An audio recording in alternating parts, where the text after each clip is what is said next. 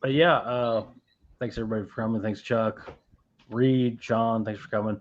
We're just going to do some hauls, do some regular typical bullshitting, typical fare. I got some more imports in from Orbit from with that credit, that the never ending credit apparently just keeps going. But Sean or Reed, right back from vacation, back to work Monday for the first time. Yeah, reality sucks. I was expecting you to be a lobster. I was expecting just Hey, this was not my first trip to Hawaii. I have been that guy, lobster, but no, I went through 3 bottles of suntan lotion in 6 days. But yeah, I was passing lobsters left and right at the beach, and I was like, yeah, I'm not going to be that guy this time. So just prepped and ready. I would have been that guy for sure. I had a couple base tan, basically going, which helped out a lot. If you go over there pale, dude, that sun is ridiculous. What part were you in? Kauai. Hawaii, huh? Which island is that?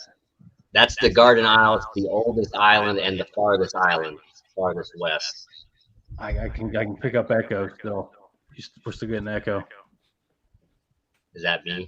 No, that's Chuck. That's Chuck's mic. Straighten it out. Yeah, it happens about it once every other stream. He beats on it. He gets working. He's working his magic over there. Well, trying to sorting it idiot. How about that? We can hear you good now. Oh, how about that shit? Whatever you did, you fixed it. Couldn't tell you what I did. Chuck, what have you been getting into? Me? What he's doing? What he got in his hand there? A vat of booze. Yeah. Pumpkins. Nice. Yeah. Drinking a Monster at this time, you savage.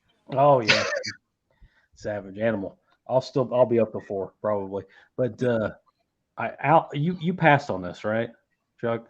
Yeah. This abomination. Yeah, I did.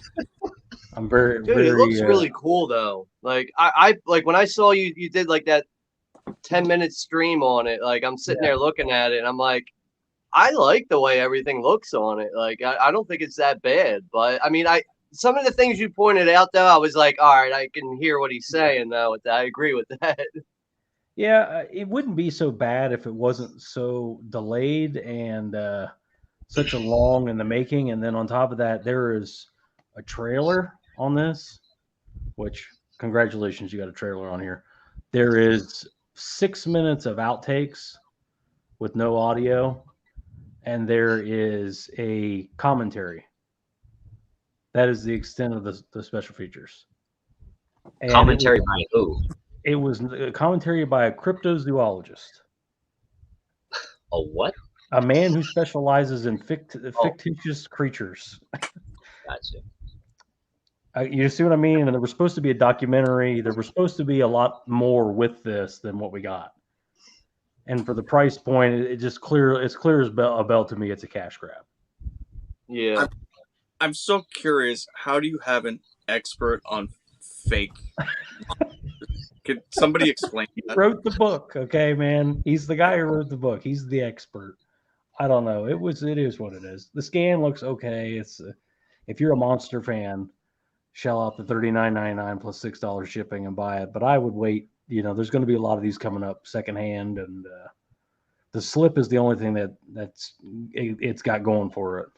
It's just little things like, this may not bother, a normal human, but this kind of drives me crazy here. But yeah, double bar is like, yeah, why? And like, what other releases out there really even had that? That'll probably stand out in your collection with that double bar. I've only seen one, and it was Collateral, Michael Mann, the 4K, and it was a mistake. Only the first run had those, and then they fixed it after that. So I don't know. It is what it is. But I just thought Chuck called it from the beginning that it was a waste of time and not to buy it, and of course I bought it. Of course I grabbed it, But let's catch up with the chat, and we'll go around here. All right. Chris C, what's up, man? Phone going off. Joe Joker, Scotty, what's going on, man? Chris C, love the ending to Upgrade. Yeah, Upgrade's great. I'm a big fan of that. Wookiees, movies, and music. What's up, man? Hey, Corey. Non-Brain Mantis, what's going on? Chris Just C, out of curiosity, Brad, did you listen to that commentary? I listened to some of it. I thought it was a bonus feature. Like when I clicked the thing, I'm like, oh, this is a 90-minute documentary or something like they promised. It's just a commentary, for the movie. Does he say how accurate this film is? Accurate? Yeah, I'm just curious. It's a real. They got the measurements right on Bigfoot, and all. I didn't watch all of it, or I just watched the movie without that commentary. It was just him basically narrating, not so much commentating on the movie. He's like, the kids running through the field. That's Charles Peach's son, and I don't know. It was just a weird.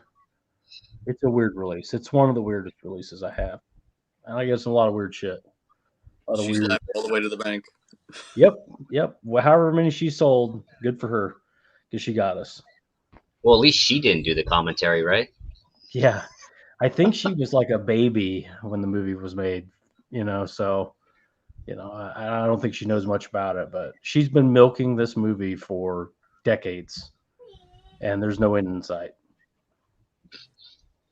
Yep. Good panel here, man. Non-Prey Mantis, no work for me for the next 2 days. Cool. Lucky. Yep. Ooh. That'll go by quick. Yeah. Those 2 days will go by so quick. Yeah. Chris C on vacay as well. Yep. Tony's on vacation too. He's in Disney World. Nice. Sean saying, what's up there, everybody? Yep. Get on through this chat. Yep.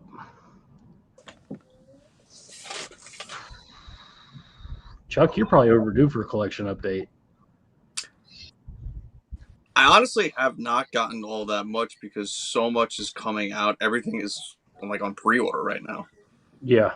There's just so much coming, like September, October, and even into November at this point. There's just so much shit coming that I think I looked at it before coming on here, and I think I have about 15 to 20 titles, but they're all on pre-order. Well, another thing, we got obviously Black Friday season is around. The pre-Black Friday sales are getting ready to hit. The October titles are getting ready to hit. And I heard that Severin is doing 2 Mikel Suave 4Ks, Cemetery Man and The Church. That's what I heard. Yeah. And they got Opera on 4K for coming this, October and Black Friday. So, I mean, that right there is $200. For those 3 titles, probably $55 a shot. Yeah. So it's going to be and we don't know what Vinegar Syndrome's doing for Black Friday, which I'm sure it's going to be something badass too. So yeah, it's all coming up here soon. So it's probably a good idea to kind of just batten down the hatches. And we'll find out 3. Stack some money up. We'll find out 3 of the Vinegar Syndrome titles Friday. Yeah, Friday at noon. I don't know. I forgot what the post said, if it was at noon or they're doing the stupid midnight bullshit. But the pre-Black Friday sale that you'll find out, I think, with 3 of the titles on, they'll have 2 mystery titles, will be this upcoming weekend. And these are the ones where you'll pre-order them and you'll get them Black Friday after Black Friday. You'll get them in December, but it's the Black Friday titles plus the whatever the mystery titles are. Yeah. So it's going to be good. It's going to be good. It's been a great year already, and the fall and winter seems like it's going to be crazy. So, Radiance is doing the horrible Dr. Hitchcock just on Blu-ray with all 3 cuts, and I've heard that there's a US 4K of it coming, which is why Diabolic, Orbit, and the US companies cannot carry it. But there's been no word yet of who it is, so I don't know if it could be Vinegar Syndrome.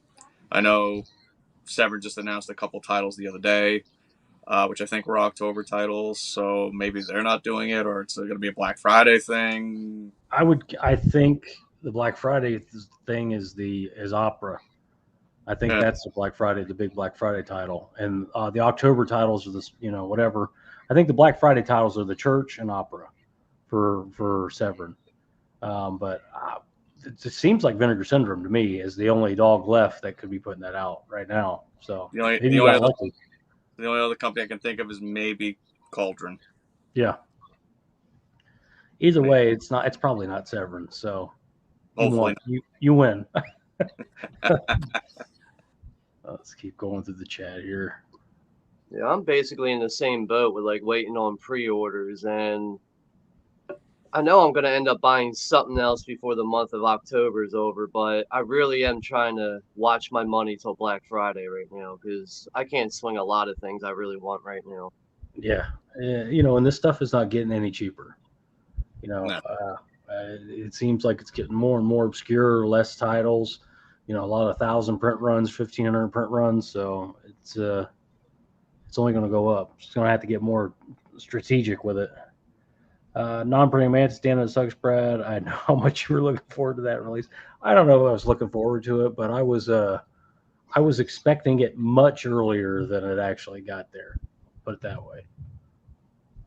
And I have a Bigfoot top 5 stream I'm going to be doing, and I kind of needed that just to go through it again and see where it falls, if it falls. So Brent says the Boggy Creek is a hard pass until it's way cheaper. Absolutely. Wait on that damn thing. If you wait long enough, she'll start throwing them on eBay. Chris C, agree. Brent, gotta say, yeah. Just don't go crazy. Okay, what's it doing? Not getting anything else. Pre-orders coming, yeah. Brent checked out the Exorcist 4K yesterday. Looked pretty damn good. Best Buy Steelbook arrived early for once. That's cool. That's good to hear they didn't mess it up. Yeah, I'm gonna go there on Tuesday. Actually, I gotta try to pick up that Steelbook for my buddy Juno. Okay. I'm gonna try to pick that up for him. But other than that, I'm just gonna take a look in there, see what they have.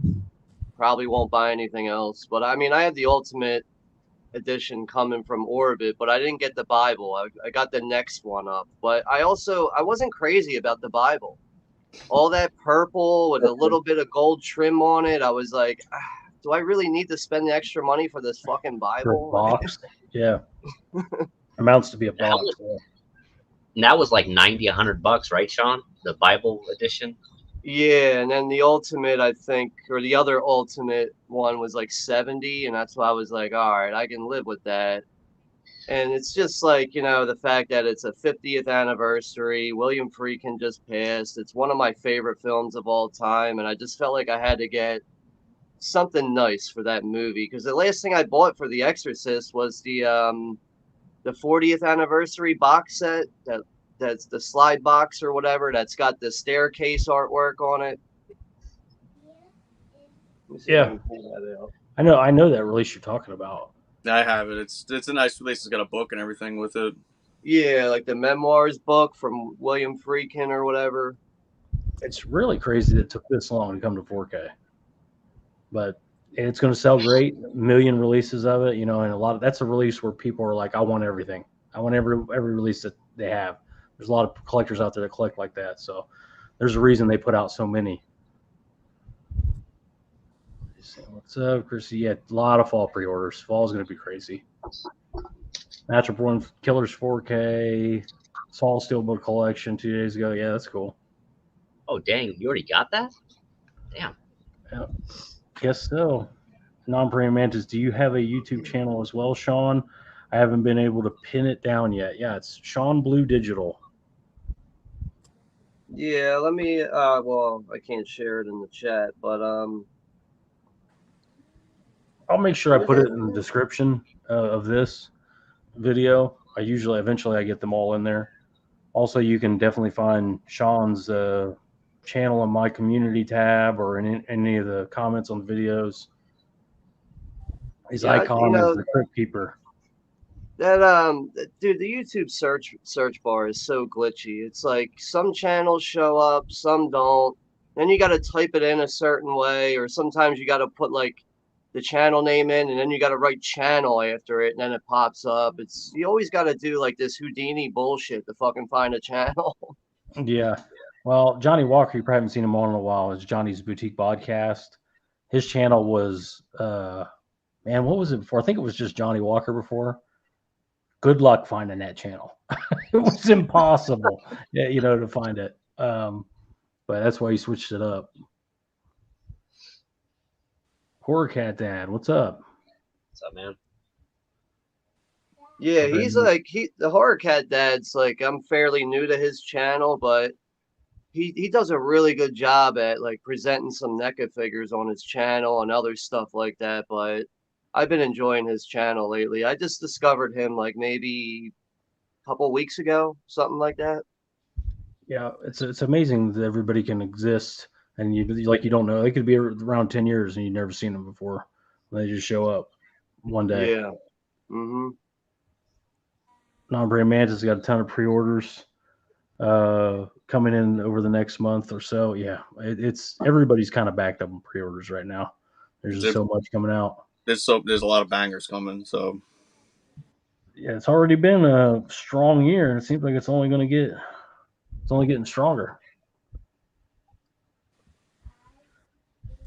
Everybody's saying, "Hey, yeah." Yeah, it's Chris E says, yeah, pre-ordered, so it's a lot of spending. It's to the whole, yeah, kind of everybody doing that. Brent Madison, High Tension 4K looked pretty good from Germany. I watched yesterday. Yeah, I'm hoping for a U.S. Lionsgate release. Yeah, a 6 steelbook or something. Yeah, I definitely don't need another media book. Oh, the Nunzio's here. Horror Cat Dad says, yeah, several figures on pre-order. Figures, too. Yeah, I imagine how fall season's crazy with figures as well. Yeah, speaking of that, I pre-ordered the Captain Spaulding Toonie Terrors figure, but I don't think it's coming out until November, something like that. Like, I pre-ordered it back in, like, July. Mm-hmm. So, like, I hate when pre-orders take that long, because like when it's like you're waiting like nearly 5-6 months, at least for me, I end up forgetting about it, and it then just shows up on the doorstep, and it's like, oh yeah, I forgot I ordered this. Yeah, it's annoying, man. I try not to pre-order at all, because for situations just like this, it's if I would have seen this come in at Orbit before I got it, I would have lost my shit like a shit collector with amnesia. I would have been furious. It's like, why did I even pre-order if I could have just got it from Orbit in 2 days? Yep. That stuff drives me crazy. And that's the thing about Orbit, is he'll get the shit in 2-3 weeks early sometimes, and it'll ship out the next day. So you could be waiting for a pre-order that's not going to come till street date, and you could have just waited and got it from Mark. So a lot of times I'll wait on a pre-order, and if I miss out on it, hey, there's always another release coming. Always another. Brad, do you prefer Orbit over Diabolic? Absolutely, I do. Yeah. Out of the 3, Diabolic, Grindhouse Video, and Orbit DVD is way up here. The other 2 are way down here. And then Grindhouse Video is kind of in the trash can at the bottom, stuck to gum. Like that. That's the... Jesse's not near as bad as Mike, but Jesse's got his moments too. If you have a return, you have an issue, he can be a pain in the ass too. And Mark too.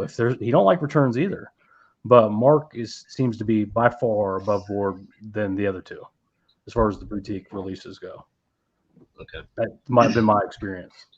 But not even that. Like, I've been ordering from Jesse for probably 20 years, but I barely order from him anymore because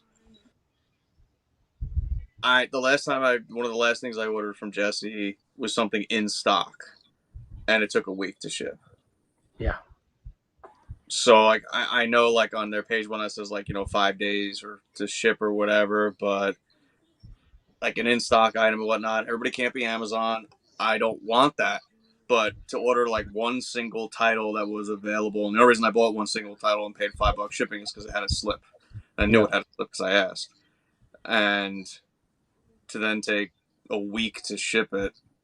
And then it came media mail, and then by the time I got that, it was more, it was probably like 15, 16 days since I ordered it. Like, all right, you will not have that same experience with Mark, as Chuck knows. That's why he orders more with Orbit now than these other two, because most of the time it's going to go out the same day if you order early enough from Orbit, and the If next day at the latest.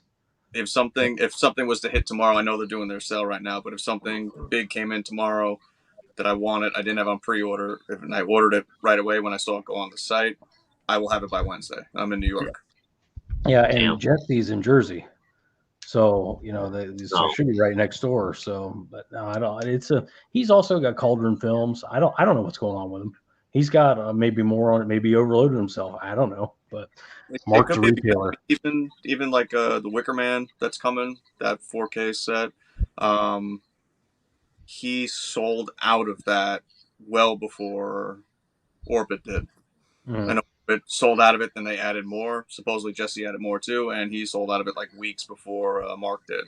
So also, like, once the pandemic happened, I know he wasn't having as many people ship. He would have like family or whatever come in to help out with like big pre-orders and whatnot. I don't even know if he does that anymore. So that's also one reason why everything takes so long to ship. Yeah. Mark's got just a crew of people going. He's got like Yeah, 6 people going. he is. Well, if you can keep people, again, that might say something about your character. I don't know. All I know is Jesse kind of reminds me of Mike, and that's not a good thing. That's not a good thing. Mark, Mark's trying to be, he's trying to grow the business. He's buying out extra floors in the building and stuff. He's trying to continue to go forward, but he knows he's got to keep the original guys too. And I don't know. It's just, like I said, there's a lot more pros in the column than cons with Orbit DVD, and you're going to pay a little bit more right now, but over there, but there's no sales tax. You get much better service. You can actually cancel if you want to cancel, as long as it hasn't shipped, which that's the thing, it ships pretty quick. You can actually cancel and get a full refund, not just store credit. Like with Jesse, if you can cancel, you can only get store credit. So, I mean, like I said, to me, Orbit DVD stands above both of those two, and their Bull Moose is not bad either. But I just don't often think of Bull Moose. That's more of an in-store company that also sells online. Well, Orbit DVD is more like 80-20, even though they do have in-store, but most of their sales is online. So I don't know. Do you have any experience like with getting damaged stuff from either one of those? I've got damaged stuff from just about every company out there. No. just about. Orbit DVD, he's more like the kind of guy that will try to send you cases if stuff comes damaged. He doesn't want returns at all. So, but he also packs better than everybody else. He packs in the thick Yeah. bubbles. Nice. Yeah. So no bubble mailers. Never. No bubble everything is in a box. Yeah. Okay. Even if it's one title, it will be in a box with that bubble wrap. Big That's good to hear. bubble wrap. So, Okay. if I was going to recommend one, it would be Orbit. Yeah, I just got 2 box sets from them last week. I did 2 unboxings on my channel for Blood and Black Lace and the Andrzej Zulawski box set. Mm-hmm. But they came quick, dude, real quick.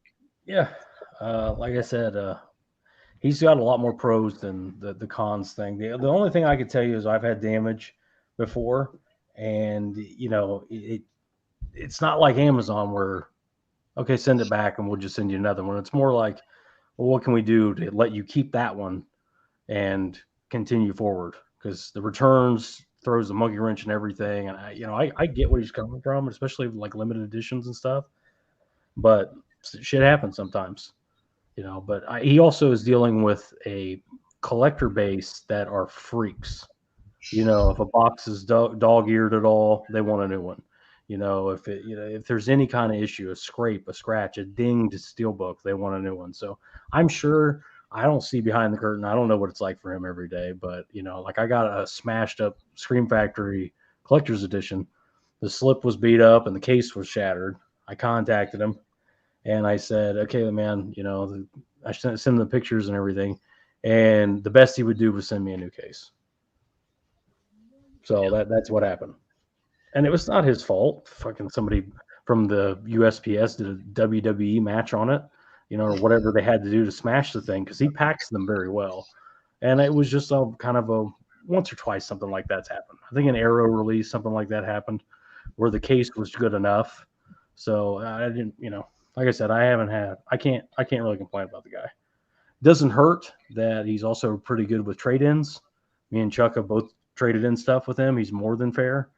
So yeah, don't listen to me because I'm very happy with the trade-in he gave me. So it's pretty biased right now. So I'm happy. Yeah, I mean, like that's coming. All that stuff I've been pre-ordering, that was all store credit. All store credit. Oh, Yeah. But like with that though, it's like, there's only so much that these companies and these labels, when they're shipping out, there's only so much that people can control. Yeah. They can just pack it up nicely and ship it out, and then once it's out of their hands, it's out of their control. Yeah, and media mail comes with no insurance whatsoever.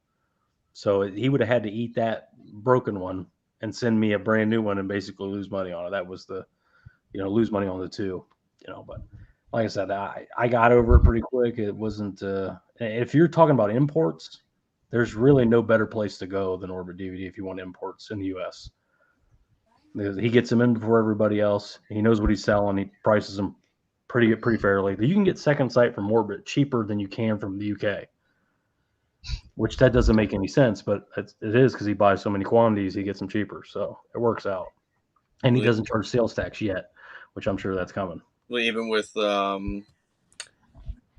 most of the imports, the big titles that he has on pre-order that are sold out, like the Psycho set, I think that's coming soon from Arrow. Mm-hmm. People were asking him on his Thursday Live about it, if he's going to have extra copies. And he said it's to the point now that those pre-orders, he has a limit to pre-order. And then whatever that limit is, if it's 500 copies, he has another 500 coming as well. Yeah. After they ship out the pre-orders. Yeah. So whatever he's ordering in pre-orders, 300 copies, he's doubling it. Yeah. For certain releases. Like those big type releases. Yeah, the big sellers. Like that's going to be a big seller. Hellraiser is going to be a big seller. Yeah, he said he's going to too. So I know that everybody went crazy with that one with the 4K. He said he's going to have plenty of copies of it. It's just when it comes in, they'll get the pre-orders out and then they'll make it live and go. Yeah. Yeah, I decided to wait on that, and I don't even I really want it, but money situation's a little tight right now, and I'm kind of looking at it as when I have a little bit more better spending money, I'm just gonna see if it's still available at that time, and if it's not, I'm happy with my Arrow set still. I can live it, it's whatever. Well, and that is a UK release. Those 4Ks, the Hellraiser 4K set is a UK release. So there's nothing saying that they won't do a US version. There's nothing saying that somebody else isn't working on a US 4K set, which is likely also. So you never know. Vinegar Syndrome could fucking announce the US 4Ks this Halloween, this Black Friday, for all we know. So it's kind of, sometimes it's better to wait. There might be a better release. They could also be doing what they did with the Scarlet Box. It came out in the UK. It sold out. People were going crazy trying to get it. And then a few months later, they announced the US one. Yeah.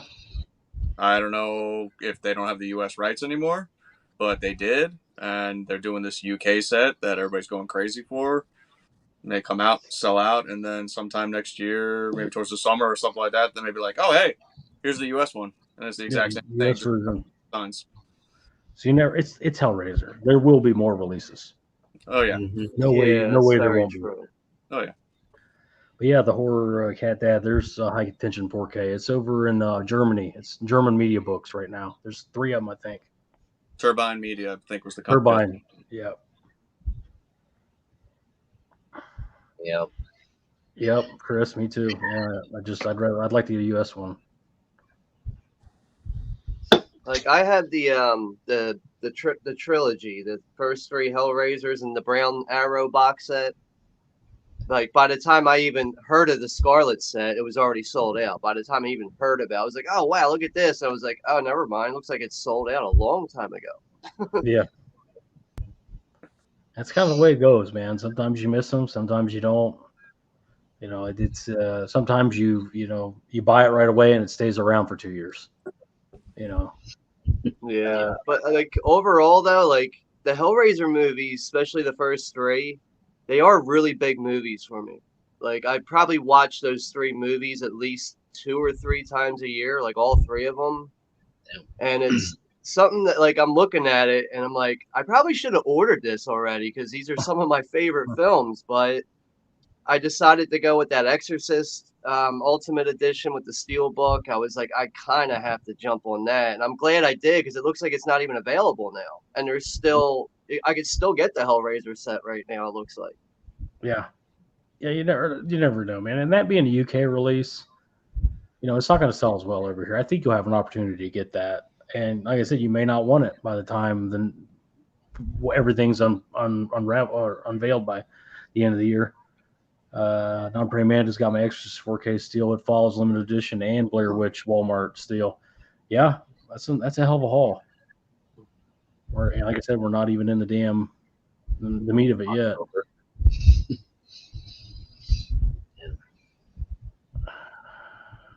You know me with my steel books, I love them, but those Walmart sets look pretty cool. Yeah, I know you're a big fan of steelbooks. I've said it in the last 5 streams or so. Walmart is doing a lot of really cool stuff, and I'd never thought I'd say that sentence in my life, but they're really doing a lot of badass physical media this year. But clearly, there's a market to fill and nobody to fill it, so they decided to step in there, and they got to be making money. This shit's selling.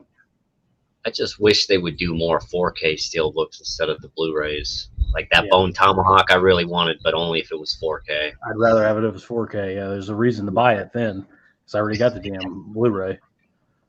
But we'll see. You never know what's coming. Who knows? Somebody else might be doing a 4K of it. As I say, they're not exactly in the business of doing a 4K that nobody's done before. Yeah, true. Does it? They'll put something out. Yeah, absolutely. Non-Prey Mantis. Yeah, okay. I already read that. There was some chat I wanted to click on here. Just trying to get through the chat here, guys. A lot of haze going around. Appreciate everybody being here. And why is this not switching over? There it is. All right, now I clicked off of it. King Carlson, did you check out the 4K scan? Yeah, I checked it out, man. It's fine. It's not anything to write home about. It's definitely not worth the money. Is it got Dolby Vision? I'm sure it does not. Let me check just to make sure. Nope, it doesn't. It says 5.1. Okay, so HDR 10. Well, there you go. It's got something. Yeah, that's it. It's probably like the most odd 5.1 logo. Yeah, I've never seen that before. Look at the front of the thing. What do you expect? Yeah. Benicio, what's up, man? What's up, Benicio? My computer is acting up here like crazy. Oh. I'm going to translate that, Chuck. How are you doing? He asked me to read something this big. All right, guys. I'm just kind of scrolling through the chat, man. A lot of stuff going around here. We're not planning on being on it for very long. Anthony's Horror More. What's up, guys? Orbit has definitely shipped my shit very well. I also like that Orbit gets your movies to you quickly. Amazon is really good with returns, though. So, yeah, like I said, there's pros and cons each way. But, since he packages so well, you really don't have to worry about the returns so much, but only so very often. So he's not going to get something damaged and then ship it to you? No. Okay. He will sell those damaged items separately at a discount. It will be a separate damaged inventory, product for some people that don't care, that are looking for a discount. Like if you heard You're talking about Orbit, right? Yeah. Yeah, because sometimes I'll see that on there. I'll be like, "What's up with this new release?" And then there's the other one that's $4 cheaper. Yeah. And it says like read description about damage or something. And it might be something minor, like a dinged corner or something that but a normal person may not care about. But some of these collectors, it has to be mint, or they don't want it. So Yeah. kind of is what it is.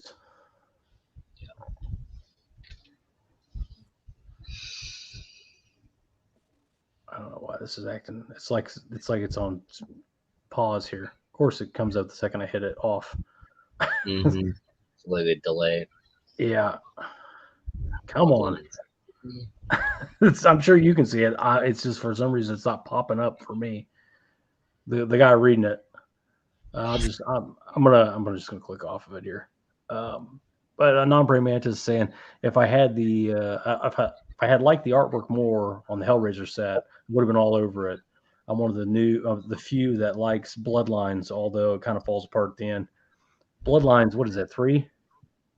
I think that's the new one that came out last year. Oh, okay, that's the Hulu one or whatever. Hulu one. Yeah. All right. Brain's not working. Yeah, for whatever reason, the damn chat is screwing up on me. But yeah, guys, we'll get back to the chat here. I'm gonna switch it over to Spicoli here and see what he got in, and I'm gonna leave the chat and come right back here. All right. Didn't pick up too much while I was out in Hawaii, but a couple things came in. I did show this off on my channel a couple weeks ago, but for me, this is probably the release of the year from Sony. Sony just kills it with the 4K releases, but this Spider-Man Across the Spider-Verse Steelbook is absolute fire. If you're a fan of this movie, I haven't seen a bad transfer from Sony. This is no different, especially with the crazy artwork they got, but over 90 minutes of bonus features on this. Just can't compare it to really any new release. I mean, unless it's a boutique. So I think they knocked it out of the park with this, and it actually looks pretty sick. So I'll just kind of show it off real quick, but yeah. I know it's not. Some people like the first one better. This one kind of ends on a cliffhanger, but kind of gets me stoked for the third one that's supposedly coming out next year. But yeah, the bonus features itself are like worth the price of admission. Even if you don't get the steelbook, get the other release, the slipcover. Still has all the special features. I would highly recommend it if you're a fan of either one of these movies. I really dug it. So, Spider-Man came out earlier this month. So. It looks like it's got a matte finish on it. Yeah, it does. It's kind of like, and it's got kind of like a spot gloss too. It's kind of shiny when you move it. But... yeah, because I saw that the shine to it, but I was like, it kind of looks like a matte. Yeah. It's kind of weak on the interior. You can't see it, but you got Spider-Man behind the disc. But on the other side, there's really not much going on. But I think that's good enough, though. Yeah. Yeah, I mean, yeah, like I said, at least like the bonus features, just the transfer itself. I mean, it's a $36 steelbook, so it's a little ridiculous in my opinion as far as the price. But if you're a fan of the movie, it's definitely worth it, I think, and it's definitely better than a lot of steelbooks I've gotten this year. This did just come in. Well, I don't know if it just came in, but it was in my mailbox, and that is the Arrow 4K of the last house on the left. I put this on last night. I didn't finish it, but I had thought I'd never seen it, but I have seen this before. You know, it's a typical Arrow release. It's got reversible cover art. It's got some decent bonus features. I'm a little ticked that the unrated version is only on Blu-ray, but it's kind of just the standard across the board. You don't really ever get multiple versions. Sometimes you do, but show you the reversible cover art. Yeah. But yeah, typical release. It's got 2 discs, you know, a little paragraph and some pictures that I'm sure not many people will read, but transfer looks good. Every Arrow 4K I've gotten has looked good. I don't think I have a bad transfer from them, but yeah, Last House on the Left. I've never seen the original. I don't know if it's worth it or not. I know a lot of people tell me this is the preferred one. So, what do you think about that, Chuck? I have never seen the newer one. I love the old one, so because of that, I actually won't watch that version. Really? Yeah. There you go. David I Hess was- was a savage. He cannot be. It's the David Hess thing. That's what it is. He can't be mimicked. Kind of a grindhouse king. But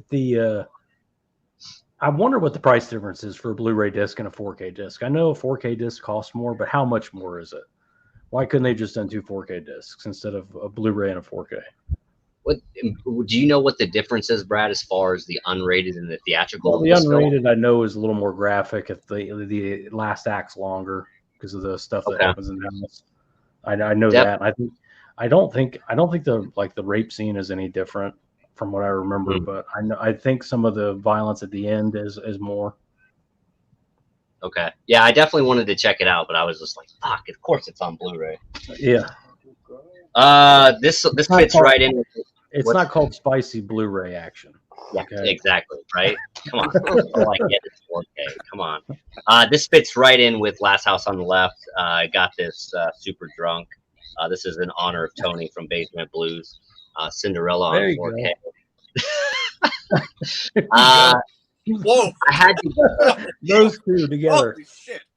Just wait till the next one I pull. Yeah, you know, I was drunk one night and was like, you know what? I want to get this on 4K with the slipcover before they edit it for something, you know, that offends someone for something. So, in honor of Tony at Disney World on vacation, there's Cinderella. Never go back to Hawaii.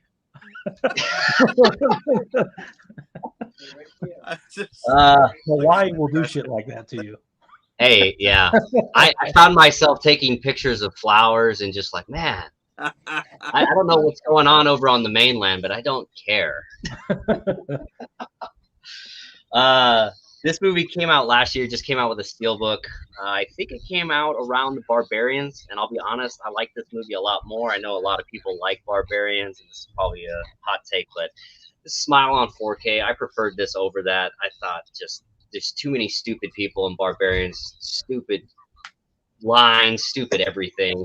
It was just retarded. But I did enjoy this movie, so I didn't pick up the 4K slipcover when it came out, but I did get the steelbook. I don't think it's a Best Buy exclusive, but I could be wrong.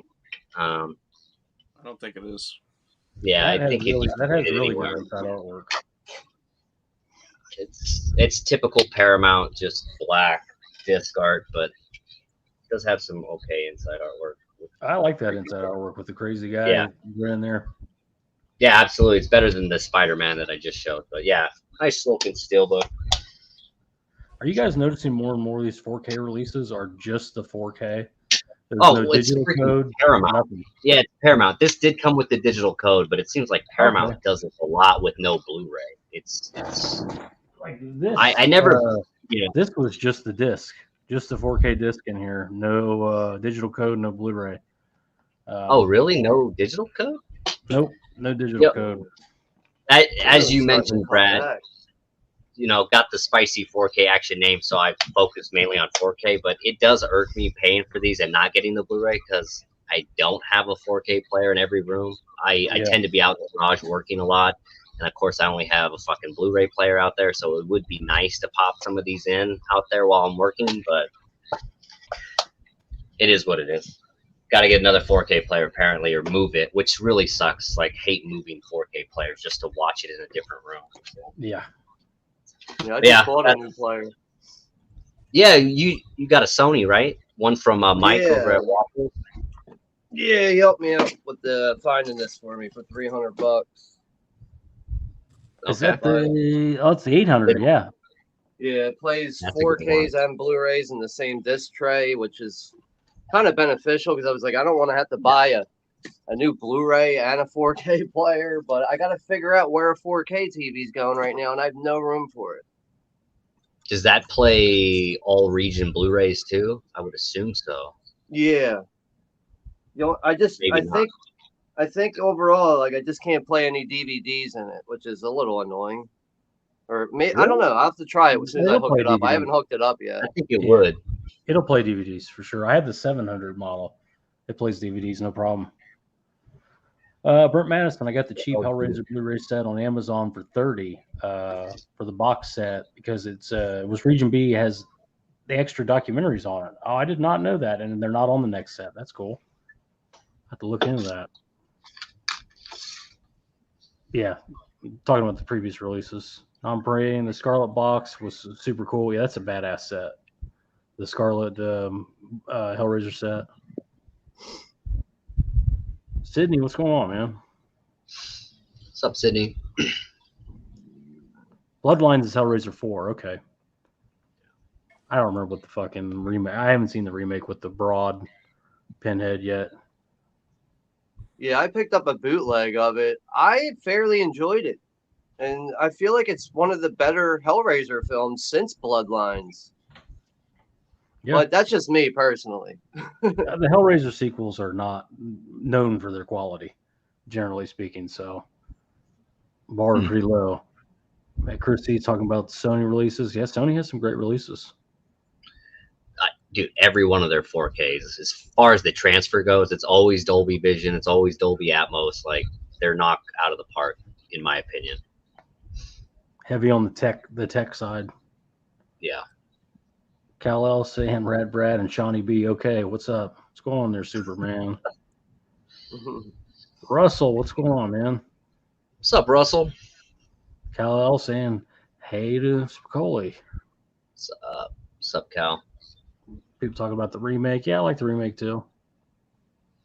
I still need to get the Arrow or the original, but I've been holding off because I feel like the original is going to get a 4K too. Everything gets a 4K. You know, It's going to now, absolutely. Let's see. A lot of haze going around here. We're kind of moving forward here. Trying to keep it kind of early tonight. Everybody's got work. Cal L saying, yeah, not having both blue and 4K in the packs. It is weird that they're not doing that, you know. Like 4K Blu-ray and digital code. Now it seems like you're kind of lucky. Sometimes some of these releases is like you're lucky to get a 4K and a digital code now. You know, I don't know what's happening with it, but I think they're since the quantities are going down, they're trying to squeeze in the margin further. I guess that's got to be what it is. I've never trusted the digital system anyway. I've never trusted that. I've always felt like one day you're going to log in and the shit's not going to be there anymore. Yeah, it feels like there's no guarantee with that at all, which is why I just give away the digital codes to people on my channel. I just do like a quick drawing, give it away to somebody. Don't even bother trying to sell the things. And I like having a copy of something. There's something about like, all right, I can watch this at any time, and that's not going to be any issues. If you're right next to your collection, like I keep all my digital codes unless I have a second copy, and like I was just in Hawaii, I can't bring my whole collection with me, but I can log on to Vudu and I have access to almost every movie in my collection. What are you doing watching movies in Hawaii? Well, late at night. Late at night. Yeah, I get what you're saying. Alan's big on Vudu, and he takes, when he goes on vacation, it's always there. I like the digital code in the sense, like a friend of mine, I just sent them a digital code of something they didn't have, so they could check it out and see if they like it before they spend money on it. Because it doesn't mean anything to me. The digital code, it's like instead of blind buying this expensive title, check it out digitally, and make sure you want it. Somebody, instead of spending the money. Agreed. Russell saying, hey to Reed. Yep. Oh, Reed's been on a few live streams. Chrissy says, I love the OG Last House on the left. That Arrow bought out. It's what's on my watch list. Okay. Yeah, I got to pick that up. Callo says he's excited to see Prey coming to physical media. I think that's already out on 4K. Because I pre-ordered the Blu-ray for that. Oh, I thought it was October 3rd. Maybe it's October. Yeah, I still have to see it. I got to watch that thing. But yeah, that was another one that was supposedly not supposed to get one, and it did. And then what's the other one you mentioned earlier, Reed, about the basement? Barbarians. Barbarian. It's supposed to get something now, finally. Yeah. Oh, it is? Yeah, I wasn't a big fan of that one either, but I want to see it. Yeah, Disney just announced that they're putting out The Mandalorian on Blu-ray and 4K. And I remember, what was the first season when The Mandalorian came out? They were like, nope, we're never going to release this show ever, blah, blah, blah. And I guess they realize how much money they're missing out on, and Well, now they're They releasing need it. nice steel books for it. Well, Bob Iger left Disney, and they brought a new guy in who was totally against physical media, and they Oh. fired his ass and begged Bob Iger to come back. Now Bob Iger's back. Now we're getting the releases again. So Oh, that's what it as is. long as he's All right. there, we'll get because he knows there's money to be made, and the digital people and the physical people are not the same. That's two different markets. You can have your cake and eat it too, with well, whatever the expression is. I think it's the other way, but whatever. You get my point. Yeah. You can have it. You can have it. Either you can have both markets. Keep both people happy. Kal-El, WB doing that. Yeah, that sucks. But some Warner Brothers, it's an arm of AT&T, and from what I understand, they're in trouble. Their stock's in the toilet. They'll end up selling Warner Brothers to Amazon or somebody else. So Disney. you never know. Disney will buy it. Yeah. Russell saying, "Yeah, I love to see young." It's nice to see young guys getting into the stuff. Cal said, "So many movies out there. Best to go region free, player wise." There is that the culture aspect to it. But if you're region free, you can get a lot of deals on region B stuff. A lot of deals, especially when stuff goes out of print in the U.S. You can buy the region B. And it's the same scan, same transfer. For $10, where the out of print one's $50 in the US. So it really pays to be region free. Yeah, I remember. Oh, go ahead. I was to say it's not like what it used to be. Like these companies never used to work together on these things, on these scans and what that. What is it? Second Sight and Severin. I think we're using originally for the Blu-ray. I think it was the same scan for the Changeling. Yeah, I don't think they did on the 4K. I think they did separate scans. I can't remember. they did because the Changeling came out way before for Severin on 4K, and it just came out for Second Sight. So they just finished those. You see this a lot of times now with the companies doing working together to do the scans, and whether it's if you're region free and you got the region B, you got the region A. A lot of the scans are exactly the same now because they work together. Well, there's a movie called Take Shelter, which it's a Michael Shannon movie. It's not that great. It's okay. It's out of print in the U.S. It goes for like $50. You can buy the Region B Blu-ray for $10, literally $10 on Movie Mars or whatever. So if it's a movie you really want and you don't, you just want a Blu-ray, it's the better way, to be region free. Oh, yeah. My Under the Influence late night pre-order I'm waiting on from Orbit, the Wicker Man Steelbook, before the cheaper US Steelbook was announced. Oh. Yeah, it's still cool. It's still cool Steelbook. Way. And hey, I don't know if it's true or not, but I was watching another stream the other day, and they were saying that some 4Ks are now being region locked, which I hope that's not the case. But it seems like a slippery slope they're going down if they start doing that. I think what I've heard with that is it's been a couple Australian titles. Yeah. Okay. And the couple that I heard was a mistake. So, but who knows? Yeah, I heard that too, actually, from a few people. Would it be like indicator releases? No, it was who did Razorback? Was it Umbrella? Umbrella. Yeah. I think they screwed up with that and like one other title. I don't think it was Five Vision. I think it was just Umbrella that a couple of region locked that shouldn't have been, they said. Yeah, but the 4Ks, every 4K is all region, but some of them did come region locked even though they're not supposed to. So yeah. Non-Prey Mantas do all or most 4K players play all region Blu-rays. Almost none play all region Blu-rays. Or wait a minute, what does he say? 4K Blu-rays play all region Blu-rays. Yeah, every 4K. If it's all region, they'll all play it. It'll play in any player. Yeah. Sorry, I read that wrong.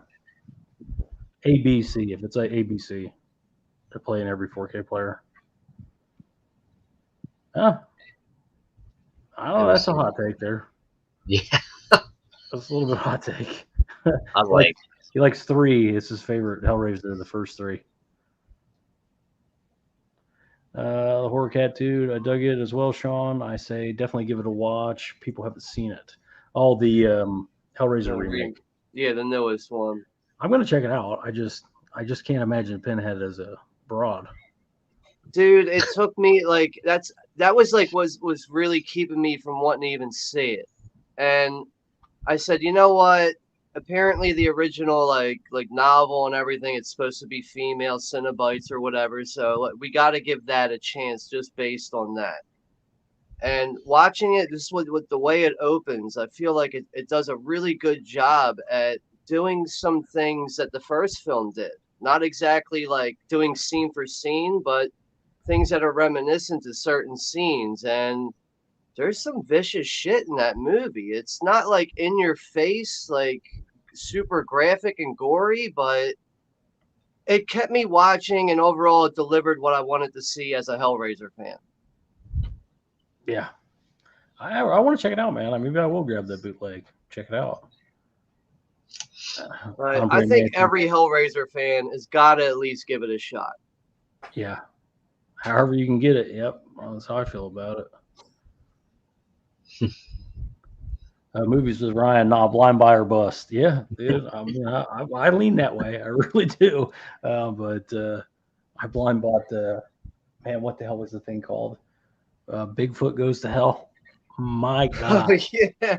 Yeah. My God. I couldn't believe how bad it was. I mean, I knew it was going to be bad. Don't get me wrong. Unwatchable, unredeemable, terrible. But yeah, I'm generally the same way. Chris C, unfortunately, I got into David Hess a bit late. Love body count, but he was also way less rolling. I'd love to see somebody do a body count, a good body count Blu-ray release. One we've been waiting for. Yeah. Diodato is one of those last ones that don't have a Blu-ray. I tend to forget about that movie. It's like I just heard you say it now. I'm like, oh yeah, forgot about that film. That's the one film that gets talked about every now and then it goes right back in the closet. Yep. But eventually it will come out. It always gets talked about around this time with all these Black Friday things coming, or in May when the big sales are coming from the Vinegar Syndrome, Severin. Everybody's just waiting for it to pop up, and it just never does, so it goes away. So you're gonna hear it start coming up now again. Yo, if Absolutely. Vinegar comes through with that this year, my God, I'm jumping on that. It doesn't even have to be a 4K. Just give me the Blu-ray and a nice slip from Vinegar. It's kind of amazing they haven't done it already, especially now Diodato's dead. Kind of shocking that they haven't done it, but somebody will do it. It'll come eventually, but my God, slower. Yeah. Russell, I watch our films on YouTube and Look Movie because of our mate Sean. Yep, that's cool. That's a cool resource. Yeah, that Look Movie link is helpful because there's no ads. There's nothing like Tubi to stop you, and especially if you're doing a watch party, you got to have people going, oh, I got an ad. Oh, hold on, we all got to pause now. Like that's really annoying. Yeah. Kal-El's saying Universal's going to buy Warner Brothers. The rumors. It wouldn't shock me. Wouldn't shock me. Somebody's going to buy it. That, like I said, they're in trouble. Russ talking about House on the Edge of the Park. Yep, it's a good one. Yeah, I still got to upgrade that one. I only have Edge on the House or House on the Edge of the Park on DVD still from Shriek Show. Like I still have to upgrade that to Blu-ray or 4K or whatever's available.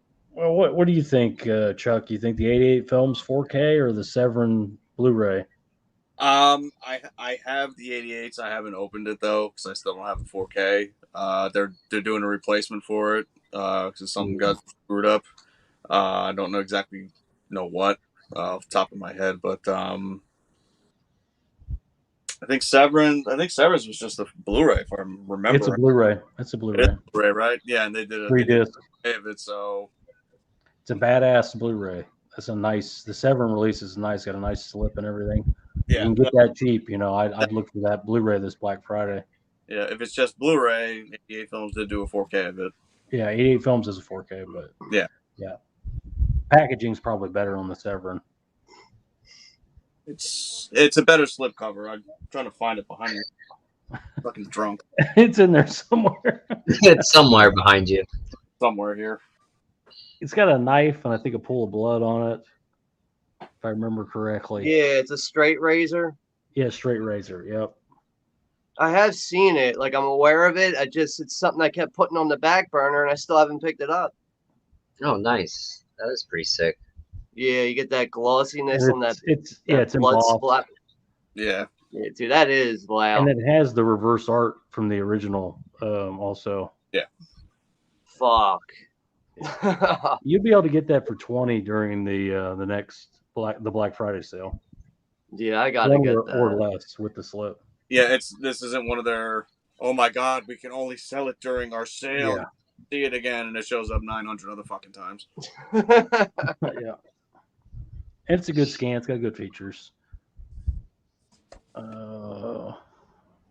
Movie says, Ryan, there's been 22 region locked 4Ks, all of them on authorizing mistakes.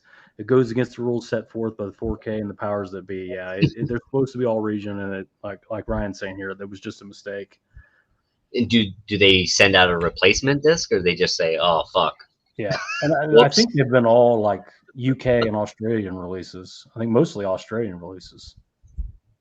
I've heard that they were corrected with new discs. Okay, that's cool.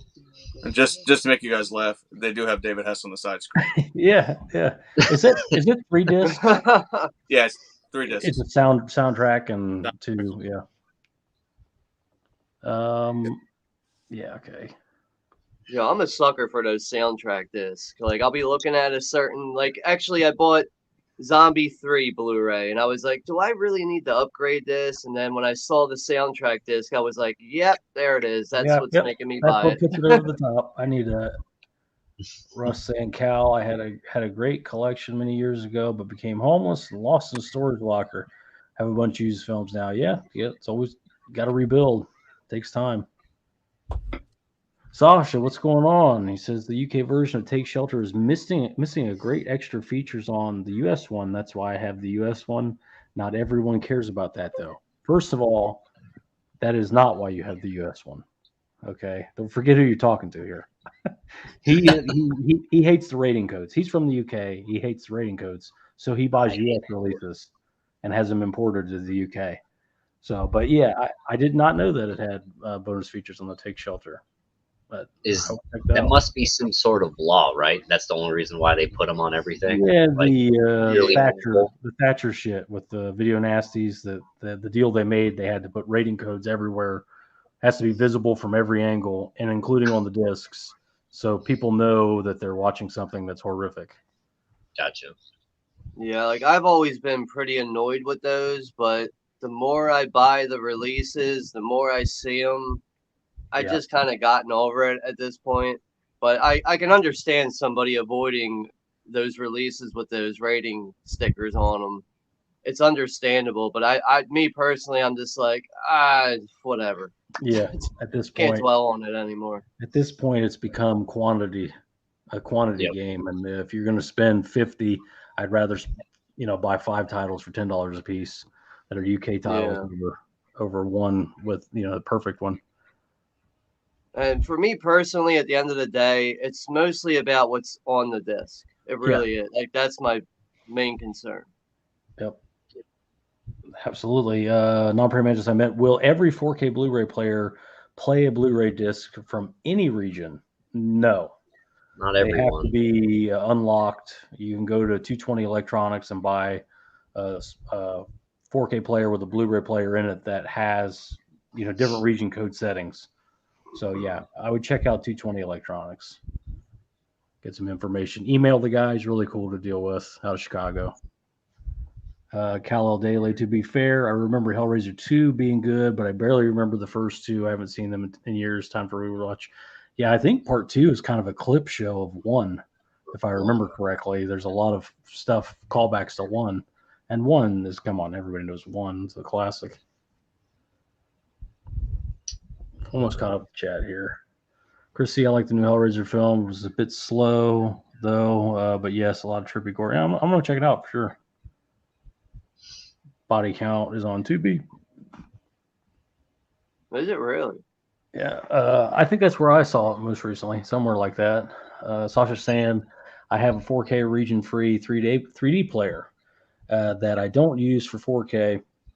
I just had my first ever problematic disc It is an X rental though. Some minor marks on it, enough to make the bad difference in playback. Yeah, that sucks. Brett Madison Shark Exorcist. Yes, it's bad. Yes, I got it for cover alone. The tagline: Satan has jaws. Yeah, I got a thing with Bigfoot movies. If they come up, I generally pick them up. Russell saying Orca the Killer Whale, Jaws meets Moby Dick. Yeah, I love Orca. I'm a big fan of Orca. You guys seen Orca? Oh yeah. Yeah, I have it on DVD. Yeah, there's a Scream Factory Blue, I think, of it. Yeah, you're right. There is. Russ says it'll take a while to rebuild up 67. You got time. Russell, body count with Ice-T, the band. Yeah, Ice-T is not in body count. But yeah, he had a band called Body Count. Sausage, yeah, Guilty, you know me too well. Yeah, I knew it was the rating codes. All right. Let's see. Let's see what Chuck got in. Ooh, yeah. I just went and grabbed it real quick. That's the 88 films. Oh yeah. So is it the same underneath I didn't even open it. Oh, okay. I'm sure it's probably the same artwork underneath on the inside. I would imagine they have the original under there, but I didn't open it.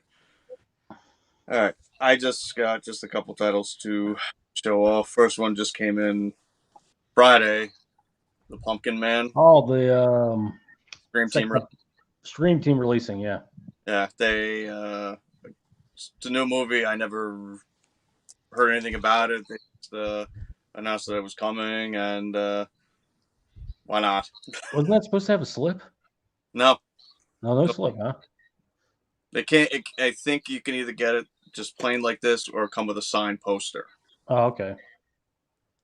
I don't need the signed poster, but nobody's put it. I remember buying their previous. They did like a movie, a Halloween related movie. I can't remember the Candy Corn. Not that one. The Barn. Not that one. I can't remember the title. It's in my collection somewhere. But like, I like everything they're doing, but sometimes I look at the price of their stuff and I'm like, really? Like, for an why independent, is this like fucking $30? Yeah, for an independent, it seems a little high. Yeah. I never understand that with independent releases. Like, don't you guys want people to buy the stuff? Get it out there, get people talking about it, and then make a collector's edition or something. Yeah, I just don't get that. Like, that's why I stay away from a lot of independent stuff because of the prices. Yeah, this was 20. Oh, okay. Well, that's very reasonable, especially nowadays. Yeah. Also, thank you to Brad, as I am banned from Severin. Oh, you're welcome. No, I didn't get this from you, actually. No, yeah, actually, yeah. Don't say how you got it. No, I get this from Brad. But I love Fulci. I did have the Scorpion one, but this has the soundtrack. The book has got like 3 discs. It's a ton of shit in there. So I have not been a fan of a lot of the crap that Severin's been releasing all year, really. So, but they have some stuff in there, mid-year sale, that I wanted to pick up, and the Psychic being one. I just opened it. I might watch it tomorrow. That's a big release for the Psychic. It's a very unheralded Fulci, too. Yeah. This one I do like that. I'm sorry, go ahead. No, go. Yeah, I really like that slipcover, though. Even though, like, the original poster art with that skull, I believe it's like a skull or whatever. Like, yeah. I always love that artwork, but that slipcover is really nice, too. It's actually a box. Or a slide box. Is the reverse art the same as the cover of the slip box? Hold on, let me look. Because there's another one with like a woman coming out of a wall. Yeah, that. Yeah. That's pretty good too. Yeah. I still don't understand why Nightmare couldn't get a slide box. For $55, it was the most expensive one, and it didn't have a box. The cheaper ones had boxes. Yeah. I mean, the slipcover is still nice, but give us a fucking slide box for that, man. Yeah, I don't know. They do things really weird. What was the one last year that said it was coming with a slip box and it just came with a slipcover? Was it Argento? What the frick was it? Four Flies on Gray Velvet. Yeah, the site said slip box. It came with a slip cover. Everybody lost their minds, and that's where Severin called everybody cardboard enthusiasts. Yeah. But It's this good. did, Brad. Thank you, Brad. Oh, you're welcome. That's a good business model to insult your customers. Oh yeah, Yeah, Your very limited customer base. Yeah. Good idea. Yeah, let's go ahead and charge you guys out the ass and put a fucking label on you assholes for buying our shit. Yeah. Motherfucker. that's why I'm banned from them, because the Andy Milligan box that came and it fell apart, and I emailed them about it saying, "Can I get a replacement?" 3 emails over the course of a month. They ignored me and decided to. I told them I was going to file a PayPal claim, and I did. And I said, "Guys, I just want a replacement. I will pay to send mine back to you." And instead of just going sure, they decided to just refund me, which was cool, and then just ban me from buying from the site. Forever. Stupid, man. Damn. What the fuck is that about? Exactly. I don't know. But so Brad picked this up for me.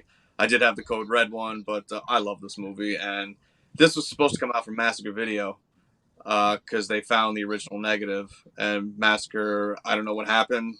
They were working on it supposedly for like 2.5 years. Then I heard Severin got it. Here it is. I think they probably gave up on it, and when it's beyond our abilities. Massacre is very small. I know they don't have a ton of money, and I say that only just from observing what's going on with Men Behind the Sun. Yeah. Trilogy has been talked about for a long time. They put this flash pre-order out. Everybody went crazy for it, and we're still waiting to get it. And the last post I saw from them, I think 2 of them were in, but not the third one. It's kind of driving me nuts. Yeah. The video right now, because I want all those. I'm big into that stuff. Yeah. I want all those. I pre-ordered them, and then every time they post, it's like this dude's girlfriend's ass or whatever. It's like her playing in the cemetery. It's like, tell me more about the movies, bitch. I don't care about your girlfriend's tits. Give me more movies. Last but not the last Oh God. Oh yeah. Maniac 2. I think this was a German cover that they had come up with to try, because it's Spinell and Caroline Monroe. It's not Maniac. I do like this film though. I did still have the trauma one, and I actually dissected this week. I went, watched the trauma one, went to this, and then even queued up my TV and my portable player to watch them exactly at the same time. Some of the kills are extended, but on here it says additional scenes, which good old slightly deceitful Severin. It's not additional scenes, there's additional gore in it from some of the kills that was cut. But as I'm watching it just synced up, all that happens is the new one that's scanned from the original 35 millimeter negative has a couple seconds in multiple areas that just got cut to make the film a little bit tighter. Not that there's a whole new scene that we've never seen before. It's just a couple seconds. All of a sudden my audio starts going out of sync. Give it a little bit and starts to get instead of a split second, starts to get up 2 seconds, 3 seconds. All right, let me fix it. And that's all it was. But the additional gore in here, if you are a gore fan, there aren't a tremendous amount of kills, but the added gore in here, I like to see it, because I just like to see what was cut. Yeah. It's a good release. Everyone's having a good year, all things considered. Well, this is the first crap I've gotten from them this year. Yeah, well, they're Black Friday centric. It's usually about Black Friday, and that's what it's come down to. Yeah, it's their 2 sales that release the banger. So we'll see. The summer sale, and then because normally they end up doing what, 8 titles, 12 maybe, tops. Usually 8 to 12. Yeah. So this will be probably about the same. Yeah. I definitely agree with you that they're having a pretty good year overall. More for me personally, because it seems like in the past few years, with Severin, it's only 3 or 4 titles that really jump out at me that I must have. But lately, it's been shit, man, I gotta get this, I want that, and I don't have the money for it. It's like thinking about what you just said with that. Like, I really agree with you there. Well, I mean, who's having the better year, Vinegar Syndrome or Severin? Right now, if you ask me, Severin. These I'm gonna go with Severin too, actually. it does say this. I mean, I just picked up these 3 titles, but just these 3 titles alone are bangers. Yeah, Yeah.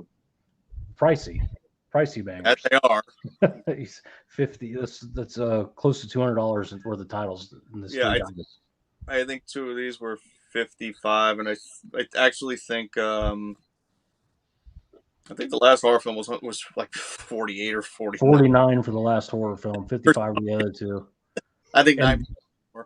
And then sales tax, you know. So I mean, it's I say they're having a good year. Good for them, and it's probably going to be even better with the other 3 that are coming: the 2 Swallowing Films and Opera.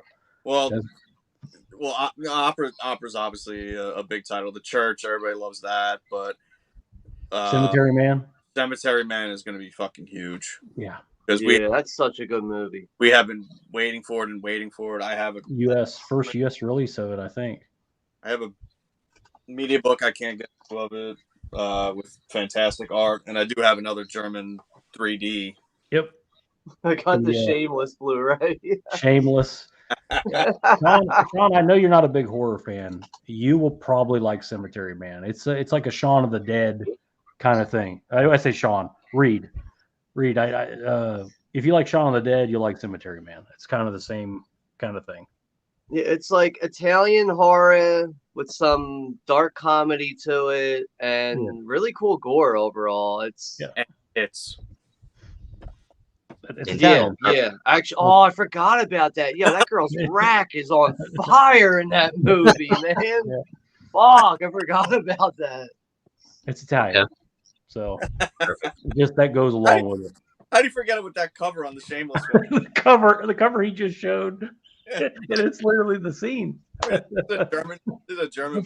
Yeah, well, actually, you really can't clearly see it, but it's there. It's there. They actually, this one I make you laugh. This German one I have, which I have a media book of it as well. They have it in 3D. Yeah.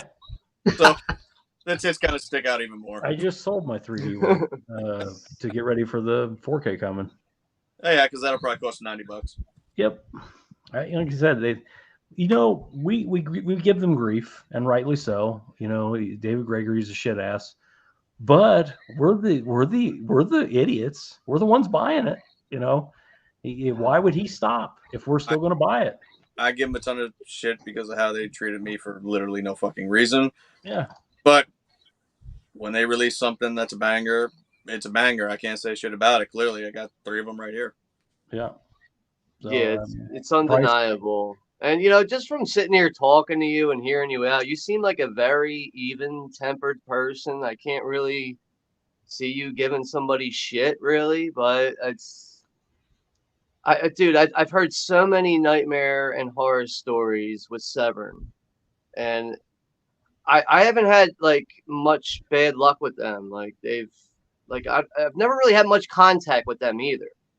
It's like I order something, I order a couple of titles from them, and the shit shows up, and I hear the horror stories from other people, and sometimes I'm like, should I really even try to buy shit from them directly anymore? I don't know. Trini, I know Trini had issues with them. See, the thing is, I have horrible luck with physical media getting damaged and whatnot. I've had nothing but great experiences with them. I had stuff come in damaged. I contacted them. I had to contact them 2 or 3 times, but when I finally got a hold of them, the guy was like, listen, I'm seeing your email chain here. I missed all these. I'm going to refund your money. I'm going to send you the titles anyway, and I'm going to send you 2 hoodies. And it was like, it couldn't be different from what I've heard, but that was back, a lot of these problems happened a long time ago when there was no staff, things like that. So there was definitely problems with missing emails and all kinds of issues with them. So I'm still not happy with them personally, with the pricing, the price gouging, the cardboard enthusiast shit, all that stuff. Been like for a course of a month. Yeah. It's like I gave him time to answer. It's like I sent him an email, give him a week, Send another one. I gave him 10 days because I literally forgot that I sent him an email. Yeah. Sent him another one. And then even when I told him I was going to file a PayPal claim, I gave him another week. And then I did it. And in the claim, I said, I want to send it back to you, which I will pay for. Just send me one that's not all fucking broken apart. Yeah. You're just trying to get what you pay for. And on top of that, you're going above, really. And it's like, all right, you know what? Yeah, we'll do that, but we're going to fucking blacklist you, too. Like, fuck you, man. Yeah. It's kind of funny now. But... It's weird. And you talk to the guys, if you talk to the guys at the table, like at conventions, if you go to conventions and talk to the guys at the table, they couldn't be nicer guys. And they will work with you. If you pick up a stack of titles, how much for these? And they go, well, what do you think? And you throw out a number, and most of the time they'll just go, yeah. Cool. Yeah, there you go. Love to see him at a convention. Yeah, see him at a convention. Don't come over here. Keep walking. It's like, you know, like you hear that, and then you hear the nightmares, and it's like, how many circus clowns are working at Severin? Like, I can't fucking pick out the right ones. To be, you know, there when you go to the conventions and you see the guys there, you go if they didn't have the table marked Severin, you go, there's the Severin guys. They're exactly what you think they look like. They're like extras from Easy Rider, you know, like they're, you know, like that kind of guy. Like, you know, they all think they're the dude from The Big Lebowski, essentially. You know. Let's catch up with the chat here. Sasha's saying the age rating doesn't matter, and I know that, but it hurts my OCD. Yeah, I get it. I've seen your videos. Russ saying Gore loved when he gets shot in the balls. Gore loved when he got shot in the balls. All right. I believe we're going back to House on the Edge of the Park. At the end, yeah. Yeah. Oh, right. By the pool. And he falls in the water in the pool or whatever. Hence that question side of the slipcover and the cover. I think Radice lives in that one. I think that's one of the rare movies he actually lives. Giovanni Lombardi Radice. I think he actually lives in House at the Edge of the Park. No, doesn't no, they get Hess, but Radice lives. He went off with the girl. I think she kills him. Maybe you're right. I don't know. Now you think of it. Now you say that. Chris C saying House on the Edge of the end of the dead end street will be a surprise 4K. I doubt it'll ever be a 4K. The elements are so bad. I doubt that'll ever happen. I'm sticking with my barrel DVD of that. Yeah. The hell of a set. David Hess. Sasha, my last custom made slipcover. The Teen Wolf. Mine's nice and retro, of course. Oh, yeah. Yeah, Sasha makes slips and new inserts and all kinds of things. Are on his channel. I'll be right back. Give me a second. Cool. Russ is saying, Gore, love the shirt. Thank you. Brent saying, FYI, House on the Edge of Park 4K UHD limited edition with slip is $21 on Orbit right now. That's a good price from 88 Films. It's a very good price. I think a lot of people stopped buying it because was an issue that they're doing a disc replacement, so everybody's just sitting and waiting. I'll have to show Sean that. Yeah, it's because of this. It's probably on sale with the Orbit sale right now. The sale is only U.S. titles. That's a UK title. But is it 88 Films US or is it 88 Films UK? It's UK. Okay, so yeah, it won't be in the sale. It must be just cheap because of what you were saying, the disc. Yeah, Russ, subscribe to Sasha. He makes all those custom. Check his channel. You'll see what he does. Brent was saying, Sean, that the House on Edge of the Park 4K from 88 Films is 21 with slip on Orbit DVD right now. That's very fair. Yeah. I mean, nowadays there ain't too many releases you can get for just $20. Yeah, Russ, there's some sites you can buy online from and not have an issue. Listen to what Chris C's saying there. Sasha saying, I made a lovely sleeve for Cobra using the German poster. Yeah. They're all good that you do, actually. Like to see that on 4K. Eventually. Scream Factory's got the rights. I'm sure it'll be a 4K. Russ is saying Maniac 2, never knew that. Joe Spinell, the last horror film. Yeah. They just they're calling it Maniac 2 for the. I didn't know that either. Does it compare to the original? Because I really did like the original Maniac. No. It's not. It's nothing like the original. It was just, I think it's just a marketing ploy. Severin does that. They'll do these faux slipcovers like Jaws 5. Well, that's not like the name of the movie, but that is what they called it in Germany. Yeah. So Gotcha. that's what they did because of Spinell and Carol Monroe to try to get people to think that's what it was, and it's not. You know, like Zombie. But it's nothing like Maniac. I love Maniac's one of my favorite movies of all time. It's nothing like Maniac. Yeah. Yeah, like like Zombie is Zombie Flesh Eaters, it's Zombie, and it's what was the part 2? Over in UK, they call it something else. They call it part 2, Night of the Living Dead 2 or something. It was Zombie 2. Yeah, Zombie 2. I don't know. That's full. So many titles for that movie. I can't keep up with them. Yeah. Sasha's saying he has all of 3 titles from Severin. Yeah, they're tough to get over in the UK. No, I gotta use the bathroom real quick. I'll be right back again. Cool. We'll just keep running through the chat here. Found a film on YouTube from 1963 called Maniac. Oh, I bet there's multiple Maniacs. Yeah, it was one that Code Red released that was actually called Maniac. I think it might be that one. Hey, Chuck, you probably love the Elijah Wood remake of Maniac. You know, I went to see it, a screening of it. Like, it was a Fangoria screening in the city, New York City.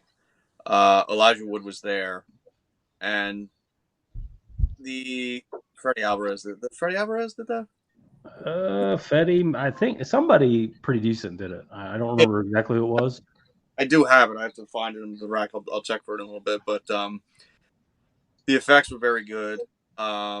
Scalping at the beginning, you know right what you're in for as soon as the movie starts. Well, he tracks the girl right in the beginning, and he stabs her in the chin, and the knife goes. You see, just go and through her mouth and everything. So it's a great scene, and the scalping later, but it obviously was not going to be the original. No.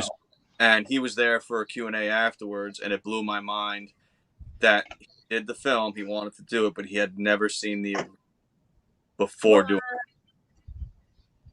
So that kind of blew my mind. And then after they did the film and he watched the original and he saw the shotgun scene, he was angry they didn't do that. Yeah.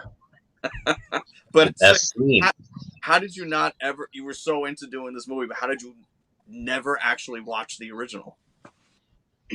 I get as an actor, maybe not want to. You didn't want to be influenced by it. Spinell or anything like that, but it's such a classic film. I have to find it now and see who directed it. Well, it's nice to hear that they didn't do like a scene for scene remake. They actually kind of did their own thing. Yeah, they did. Yeah, it's not shot for shot. So I was just saying I bought a Blu-ray from someone that didn't have it. They didn't tell me when. Oh, okay, you're with the issue. Yeah, that's cool. Hopefully you get a refund. Brent saying Aero UK is the worst if you need to cancel return on anything. It took me 6 weeks to get a refund for the Bruce Lee set. I ordered when it was in stock the next day, and it wasn't. They wouldn't refund me. Yeah, that's tough to hear. Yeah. Frank Kaufman. Oh no, Alphone. I have no idea how to say this guy's name. That's somebody. I figured it'd be somebody kind of. Oh, is that it? Oh, it's Alexander Aja presented it. He was cool on it. It's quality. Number 1 horror movie of the year. It's quality. It's better than you'd think it would be, for sure. What year did that come out? Well, it just can't be the original. What year was it? 2013, 16?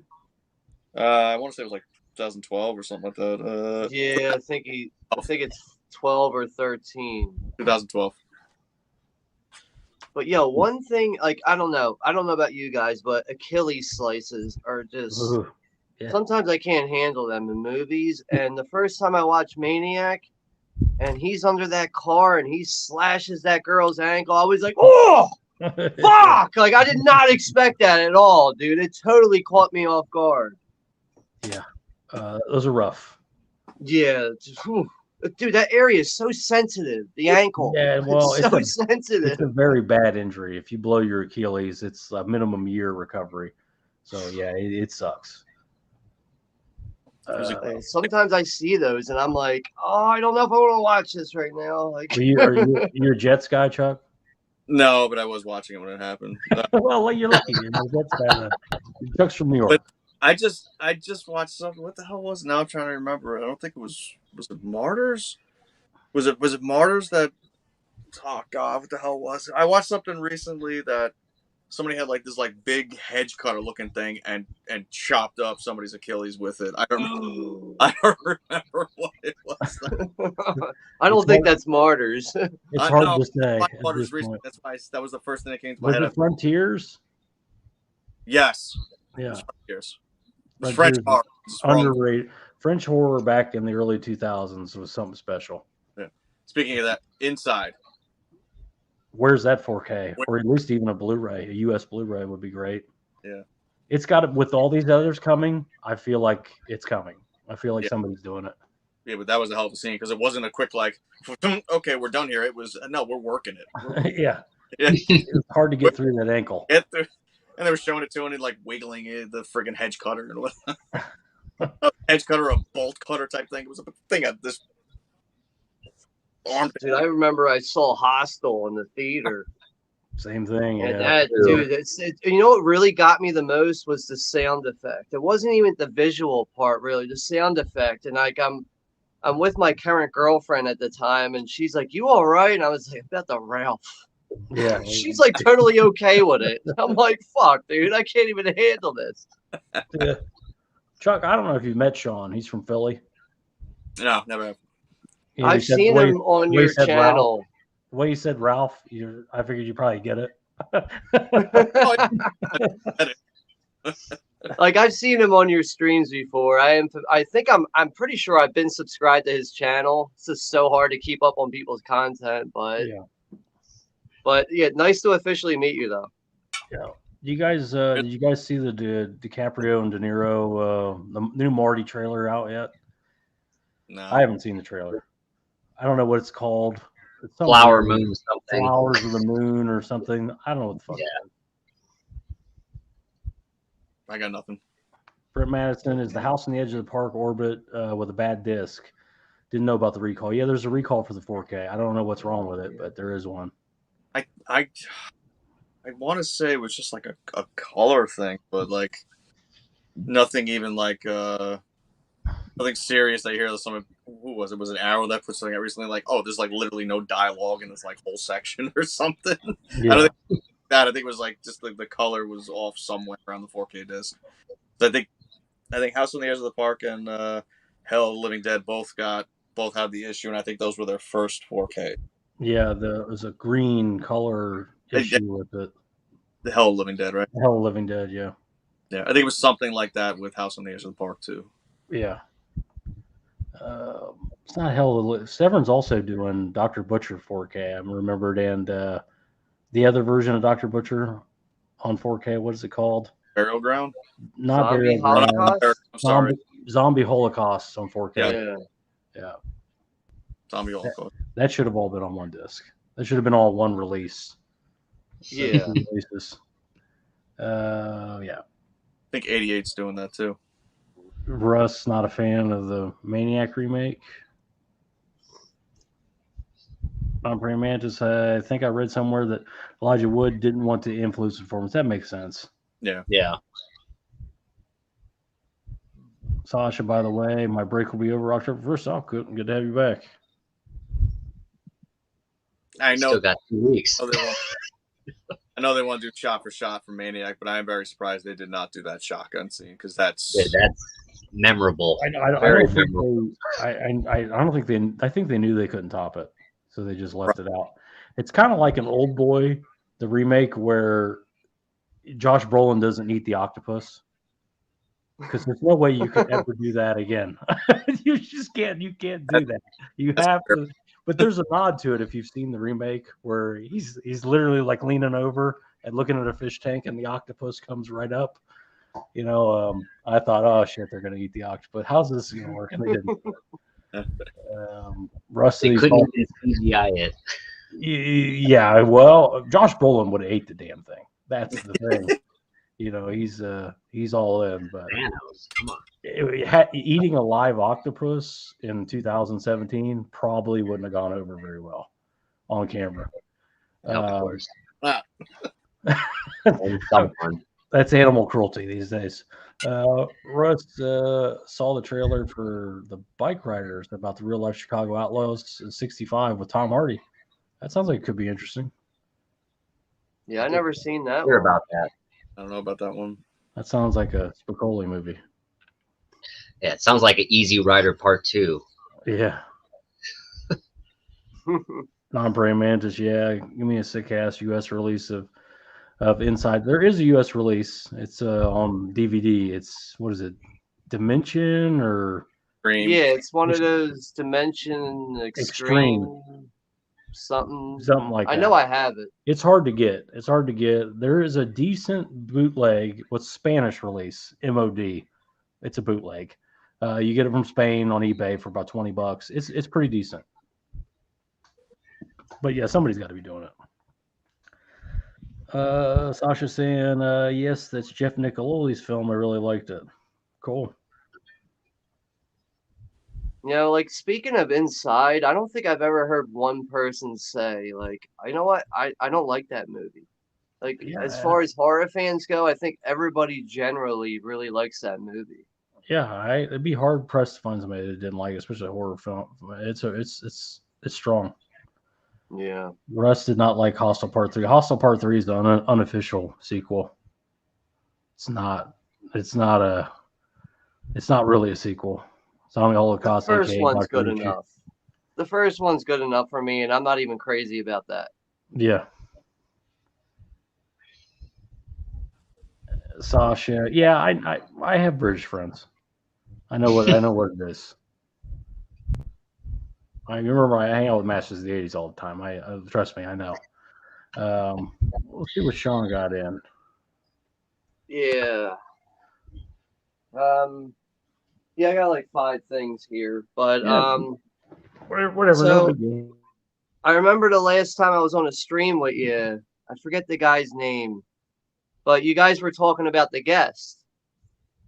So I went on eBay and I was looking at prices for like, they had the second sight release and then the universal release, I believe this is. So I went and bought this for $16 on eBay, but the guy had it labeled as new. It didn't say brand new, didn't say like new, it just said new. I was like, all right, I'll get that for $16. So I get this in the mail.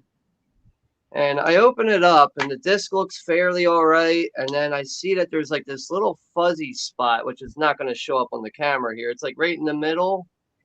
And I'm like, all right, that's not coming off. It's not a fingerprint. So I put it in the player. It will not play past the Blu-ray menu.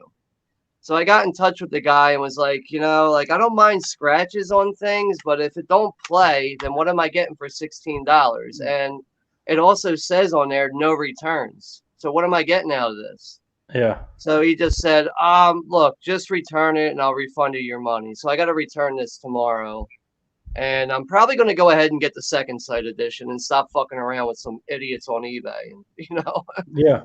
But I still haven't seen the movie. So it's, but I am looking forward to seeing this. So like, who was that guy we were on the stream with? Blues from the Basement, Craig. Right. But like, he spoke so highly of it in a way that really sparked my interest. So that's why I wanted to pick that up. But that's, it's far from his fault that happened. But I'm probably going to try to go for the second sight release, though, because that does look like a solid addition overall. Yeah, I hope you like it, man. Hopefully, maybe you can watch it on Look Movie for free before you spend the $30 for the 4K from Orbit. I mean, to be honest with you, like, I feel like the trailer is like it did enough for me in a way. Like, it's. Yeah. I can't really pinpoint what I'm watching with it though, but it looks really intriguing. Like this, like what's this guy's motive? Like, I don't know. Don't let the fact that I didn't like it ruin it for you. I try to get, if it's something I can't recommend, the only thing I can ever do is say stream it first, and then if you love it, buy it. Because I remember maybe it was a little overhyped for me. Maybe that was the problem. I don't know. I have to watch it again. Now, like, I remember you were like joking around, like, dude, don't, like, like you were saying some shit about like joking around about it. Craig gets very excited. But Craig spoke about it to a point where I was like, like, I'm gonna go ahead and order this. Yeah. Like, even like with the shit, like, I know you didn't really care for the movie. You were still joking with it, but like that didn't like ruin anything for me. No, it's like I just went right away and said, I'm gonna buy it. I'm gonna do a blind buy on this. Yeah. But next up here, I'm sorry, go ahead. I was just saying, see everything, no matter what anybody says. See it for yourself.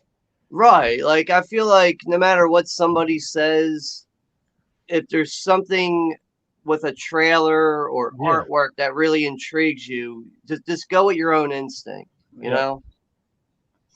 But I finally ended up picking up the Children of the Corn Arrow video release. Oh, yeah.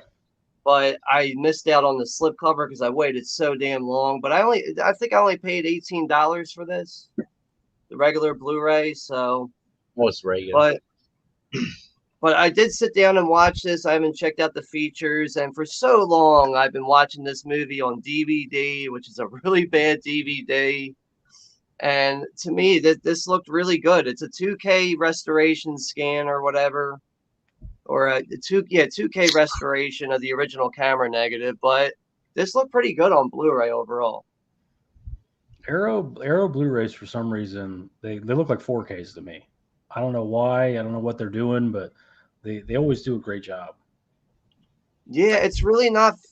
I mean, I don't have many 4K or Arrow 4Ks, but there's really not much difference in picture quality. It's only off by a bit. Like, you might see like an Arrow Blu-ray transfer might look a little bit darker compared to a 4K or something. Yeah, well, did you see the Hills Have Eyes Blu-ray from Arrow? The Hills Have Eyes original Blu-ray. Well, you mean Wes Craven? Yeah, Wes Craven. They did a 4K of it also. I know people bought the 4K and Blu-ray, and I have the 4K. They say the Blu-ray and 4K, you can't tell a difference. So. Yeah, you know what? I would agree with that because I do have the Arrow Steelbook for The Hills Have Eyes, which is a regular Blu-ray, and then I have the box set 4K, and I don't see any difference at all. But then again, that film's always been a little tough as far as picture quality. It's always been heavily grainy and really dark in certain areas.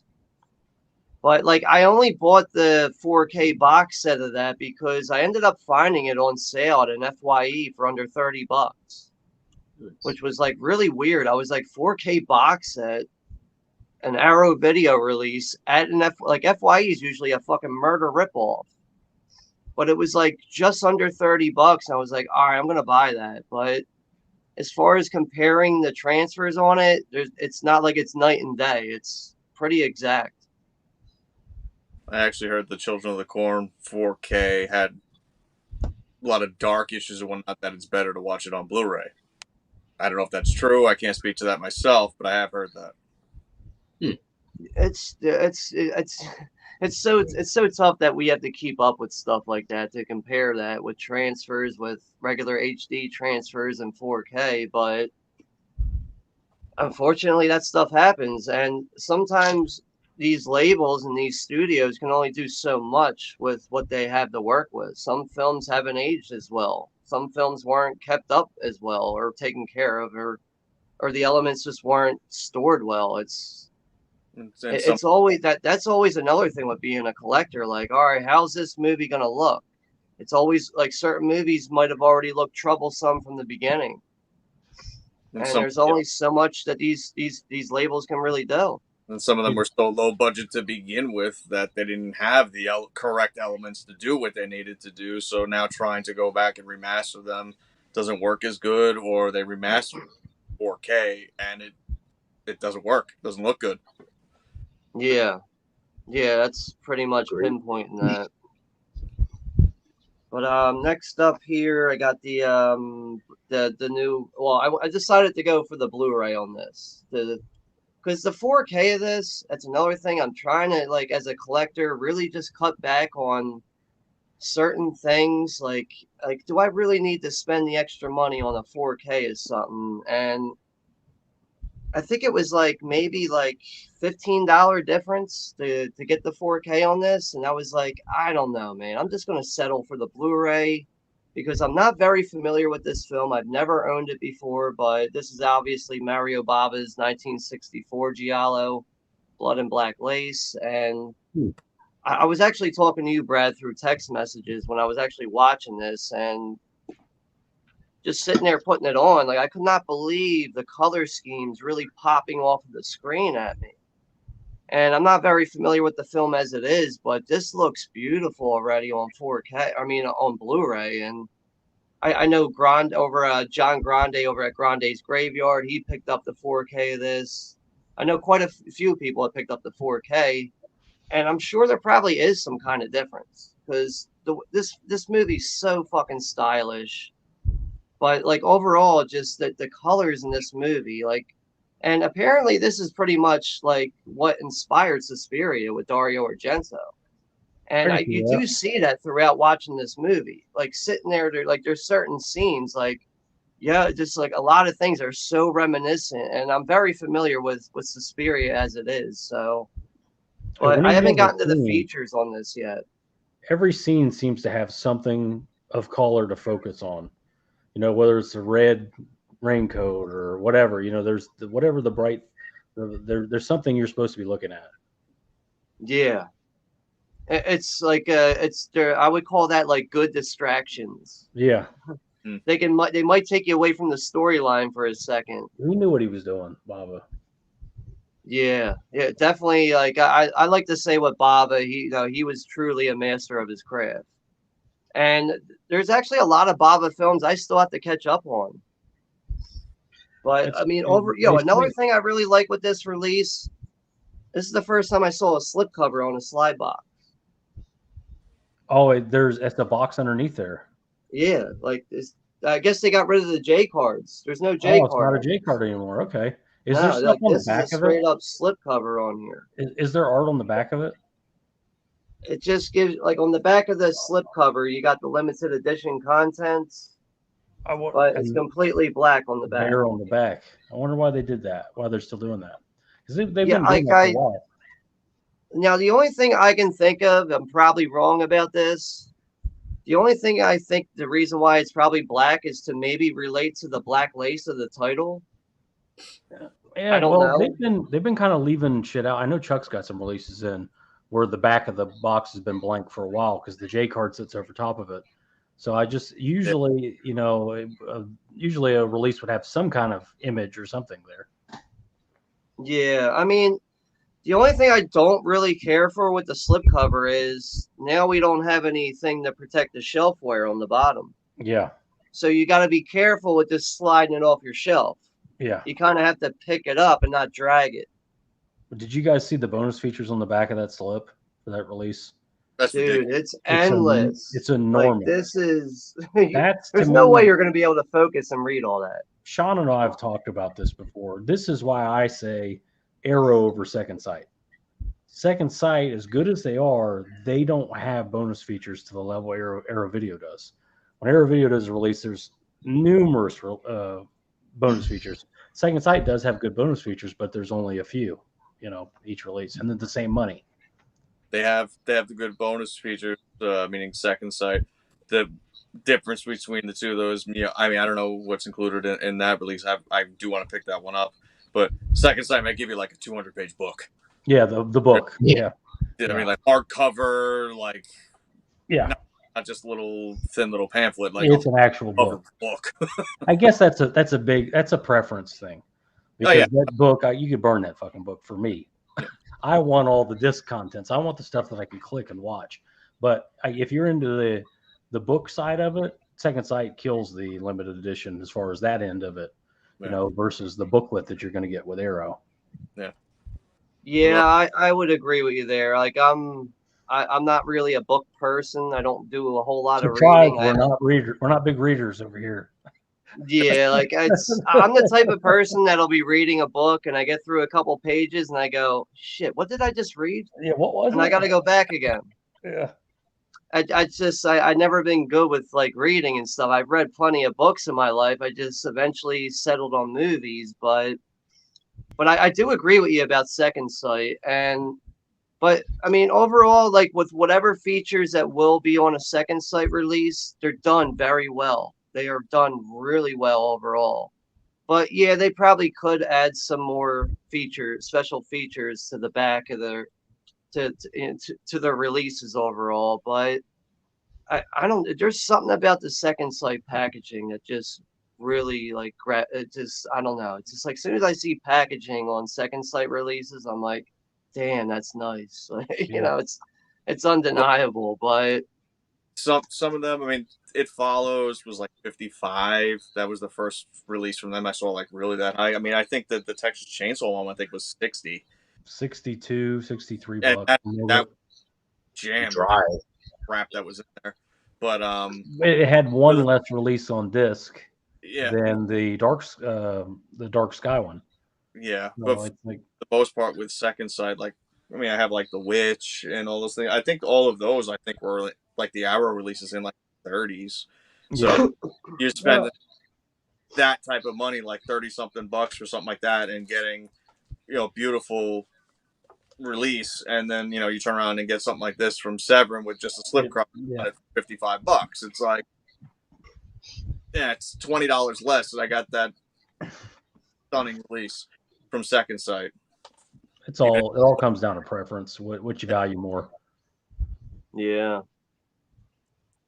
And don't get me wrong, But there's a lot of shit on that Nightmare release. $55 worth? No.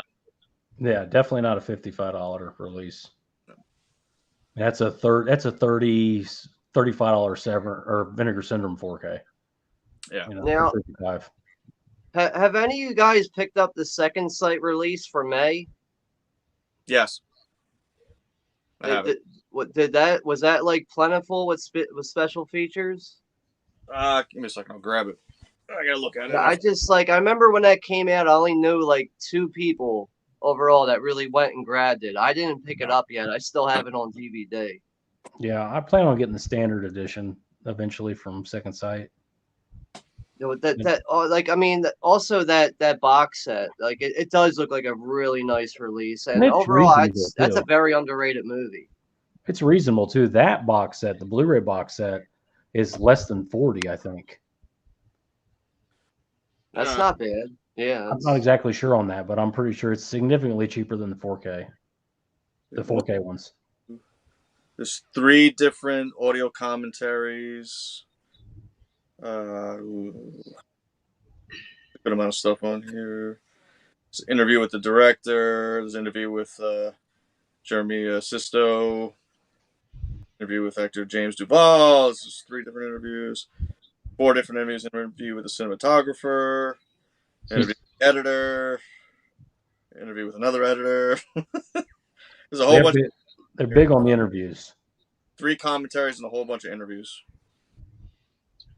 Yeah. That sounds like a fair amount though, especially for a movie like that. And I'll be honest with you guys, I'm not too big on audio commentaries. The only time I really will go for audio commentaries is when I get to the point where I'm like, I like this movie, but I kind of want something more. I need more information. Yeah, and then that's when I'll dip into audio commentaries. But I'm more into documentaries and the interviews a little bit more. But that's just me personally. But like sometimes I will pick up a certain movie, like when I picked up Halloween 3, Season of the Witch, the 4K, even though it's like the same features as the Blu-ray, I was like, I'm sitting down and fucking listening to Tommy Lee Wallace talk about Halloween 3. Like I'm a big fan of that movie. So, but yes, there's certain movies where like I will jump on the audio commentary like right away. There's 8 interviews on here. Jeez. That's pretty good for a movie that's not like a blockbuster film. Yeah. I think so. Commentaries, 8 interviews, And there's something bits and pieces on the set of May, and from Frankenstein to May, Dr. Miranda, whoever on May. Well, one thing also with the second sight is the scan itself is a feature. The scan itself is their own scan, and that's one big reason you're buying their release is the scan. Yeah. Right. It's Their you're getting a restoration. unique scan. You're not going to get that anywhere else but them. Get And some. that's the back. At least, I mean, there's barely anything, but at least it says something on it. It's not just a blank back. You get some broad's elbow there. Yeah, but it's a great release. Dude, that artwork, like, man, I got to try to get that, or at least the standard. I got to get something with that. Like, I mean, I had the regular DVD, which it's, you know, the picture quality and the audio is passable. It's still a relevant DVD, I guess you could say, but I do got to get that release. I think the standard is under $20. Yeah, the last standard release I bought from them, I decided to pass on the limited edition box set for Martin. Mm-hmm. And it also had to do with, all right, my funds. Like, I just got done spending money on Vinegar Syndrome back on their summer sale. And then, like, I found out about the Martin release, and I was like, I don't have money for the fucking box set for that. So I got to just settle for the standard release, which I was okay with. Same disc, same features. Yeah, it's just you're not getting that nice box set and the booklet, and I think a soundtrack disc is what it. I think there is a soundtrack disc with that white Martin box. I'm proud. Who knows? It's up there. Yeah. But all right, we'll move on here. I got two more here, and yeah, I ended up getting this on Orbit DVD too. So I picked up Faceless from Severin Films. Okay. And yeah, you see I don't have a slipcover here, and there's a good reason for that, at least for me. Now on Orbit, if I wanted to get the slipcover with this, it would have been $15 more. After I saw that, I said, fuck this shit with slipcovers. If I can get a slipcover from now on, that's wonderful. That's great. But I'm not spending $15 for cardboard. I'm not doing it anymore. These slipcovers are fucking nice. They're nice and thick. They got great artwork on there, front and back. You are getting what you pay for, but I will never spend that much money for a fucking slipcover. That's just me personally. So that's why I said, all right, I'm just going to spend the $18 on the regular Blu-ray and just settle on that. But this is where I drew the line in the sand and said, no, there's no more spending stupid money on slipcovers. I'm just not doing it anymore. Because I'm more worried about overall more worried about the contents on the inside. I'm worried about a nice transfer and special features. That extra 15 will get you another release. Yeah, exactly. And nowadays the prices of things are going up, and I can't be worrying about if I got extra money for slipcovers. I just can't do it anymore. It does make your collection look really nice and nice in order and everything, but do I really need that? No, I don't. Me personally, I don't need that shit. So what was it, like in the past week or two now, I decided on that, was like, you know, if I can get a slipcover for something, that's fucking great. If not, I'm not going to sit here and make a big deal out of it and cry and pant about it. It's not worth it, man. Who else is going to see your collection that knows what a fucking slipcover is? Yeah, and like, you know, I'll be honest with you. I used to have this on DVD. It's definitely not a bad film. I'm a little fuzzy on it right now. It's got great effects in this movie. It's not worth $15 for the slipcover, though. No. It's just, to me personally, it's not.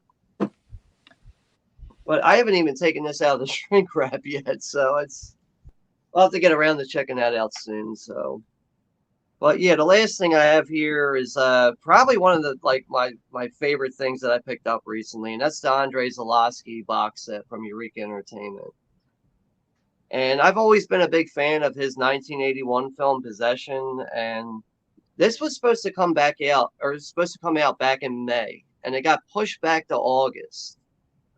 And I remember, like, when it was like pre-order went up, they wanted $70 for it, and I was like, I don't know if I can push that, even though that's fair enough for 3 films with a special features disc.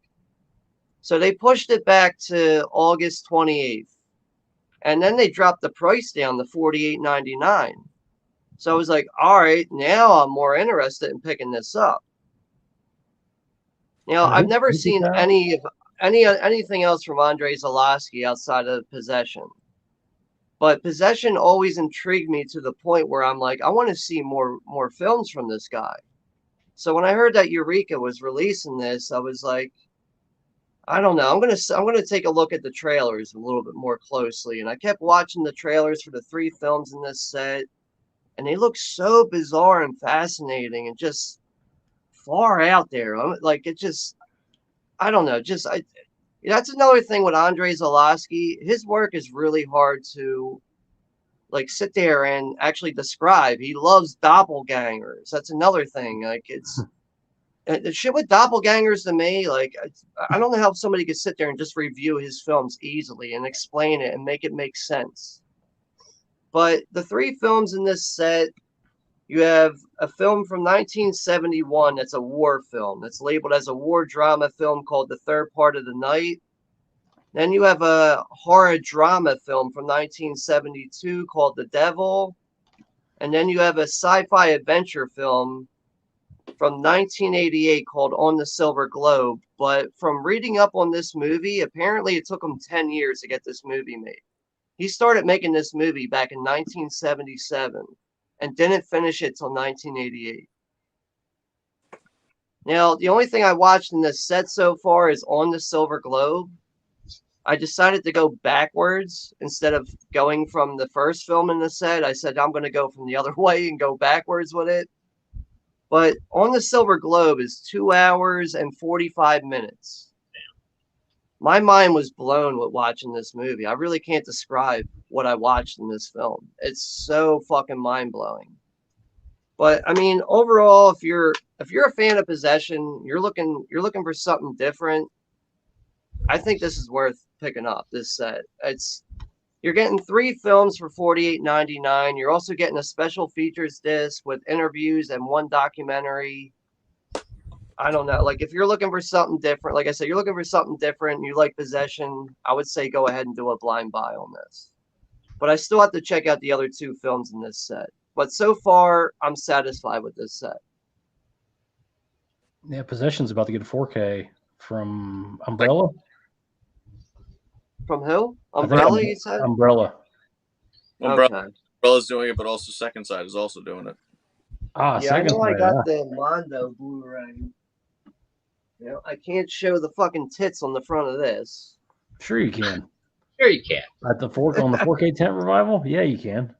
Okay, fuck it then. Let's do it. But this is from Mondo Vision. This is a regular Blu-ray set here that was like $40 when I got this. But I just know the first time I ever saw this movie, I was like, what the fuck am I watching right now? Yeah, and the acting was so surreal to a point where I was like, is this fucking reality or TV right now? It was just so mind-blowing. But like that's what really did it for me. Like when I saw Possession, I was like, I want to see more from this guy. Like this dude makes some fucked up movies. Yeah, dude, Sam Neill just needs a new chick. Just leave her, dude. What are you doing? Yeah, it's like you'd think that he would have enough sense in his head to be like, fuck this bitch, I gotta get out of here. Yeah. I got this version of it. Oh, you got isn't that like a suede box set or something? Yeah. What's the material on that? It's suede. Yeah.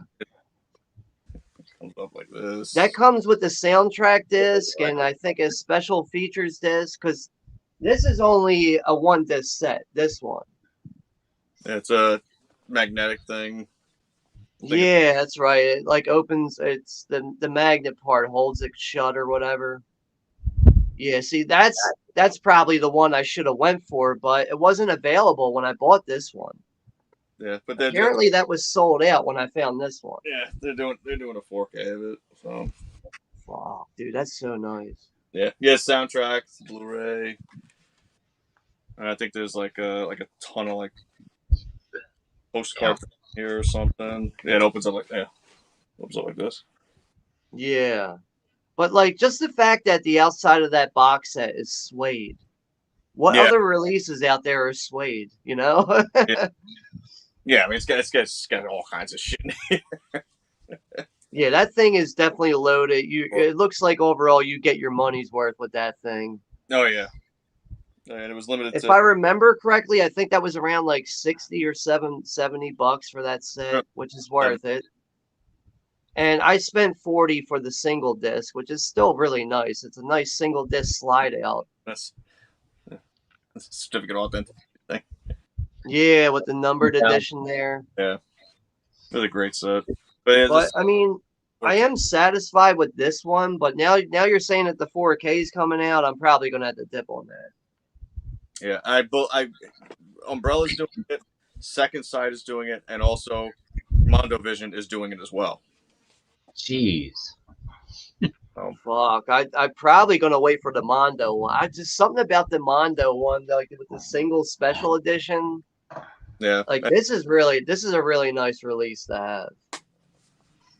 And obviously, you had the deluxe one, so that one's even better. Yeah, and Reed, have you seen Possession? I'm gonna tell you now, it's probably not your deal, dude. No. It's fucked in the head. That's the best way to describe it. It is nuts. Well, I won't get the Umbrella edition because it'll probably be region locked, but Umbrella, the stuff from the Australia, even though it says region B, is generally all region. Yeah. The UK stuff, when it says region B, it's region B if it's from the UK. But Australia, Umbrellas from Australia, generally they play. But there's a 4K coming. You could see. I'll definitely watch it for this Halloween for sure. I already wrote it down as a recommendation, so. Oh yeah. Yeah, I would definitely recommend that movie to almost anyone. I know the first time I ever saw it, the first time I really discovered it, it was on the Turner Classic Movie Channel one night at like 2:00 in the morning. Dude, they would put anything on TCM after hours. I mean, full nudity, whatever. You know, it didn't matter. Really? Yeah, that's another thing. It was like just playing straight through, no commercials, and I was like, "What is this movie with Sam Neill in it? It's a fucking horror movie." I was like, "I'm watching this." But after I watched it, I went and found it on YouTube. I was like, "I gotta watch this again because I can't figure out what I just watched." Yeah. And then it was the same experience again. I was like, what the fuck? Like, I know I'm enjoying what I'm watching, but I can't figure out what I'm watching. You guys ever see Black Moon? Black Moon. Black Moon was on TCM after hours. A girl breastfeeds a horse. Beautiful. TCM or in Black Moon, and it was on Turner Classic Movies after hours. Hey, I got to say, a scene like that would scout your brain, and now I'm not seeing it.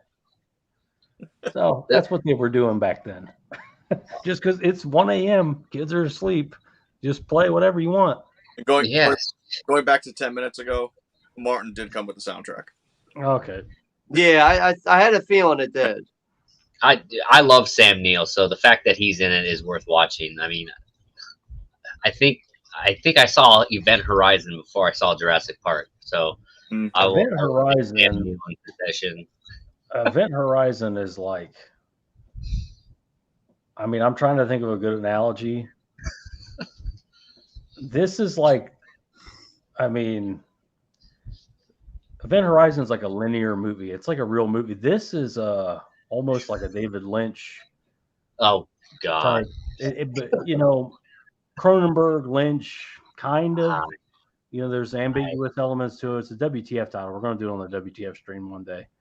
But it's a very strange movie. You say David Lynch, and I'm immediately don't want to watch it. I mean, it's not as bad as a David Lynch when it comes to the ambiguous stuff. It's more linear, but what you're seeing is probably not happening, and is what I'm saying. Okay.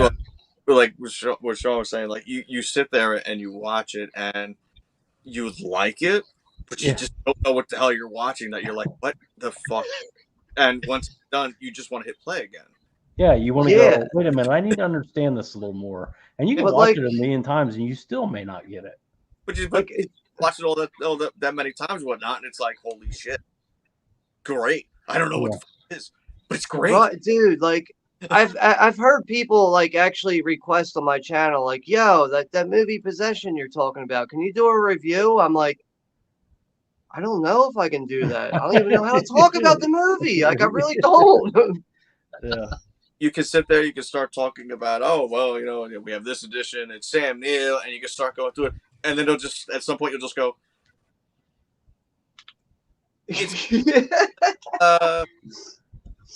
Only look, I think the best way I could probably sum it up is Sam Neill is like on a job as like this secret. He's on like this secret mission where he's getting paid good money or something. And he comes home to his wife just wanting nothing to do with him at all. And his wife is involved with this fucking creature thing that lives in this apartment by itself. And she's also cheating on him with this normal guy and this old British dude. Yeah, but like the behavior between everybody and the way they're able to keep straight faces. I've never seen acting this real in my life, though. It's like, if anybody ever said, "What's the best acting you ever seen?" I'd be like, I gotta give it to Possession. I don't think I've seen better acting in my life than Possession.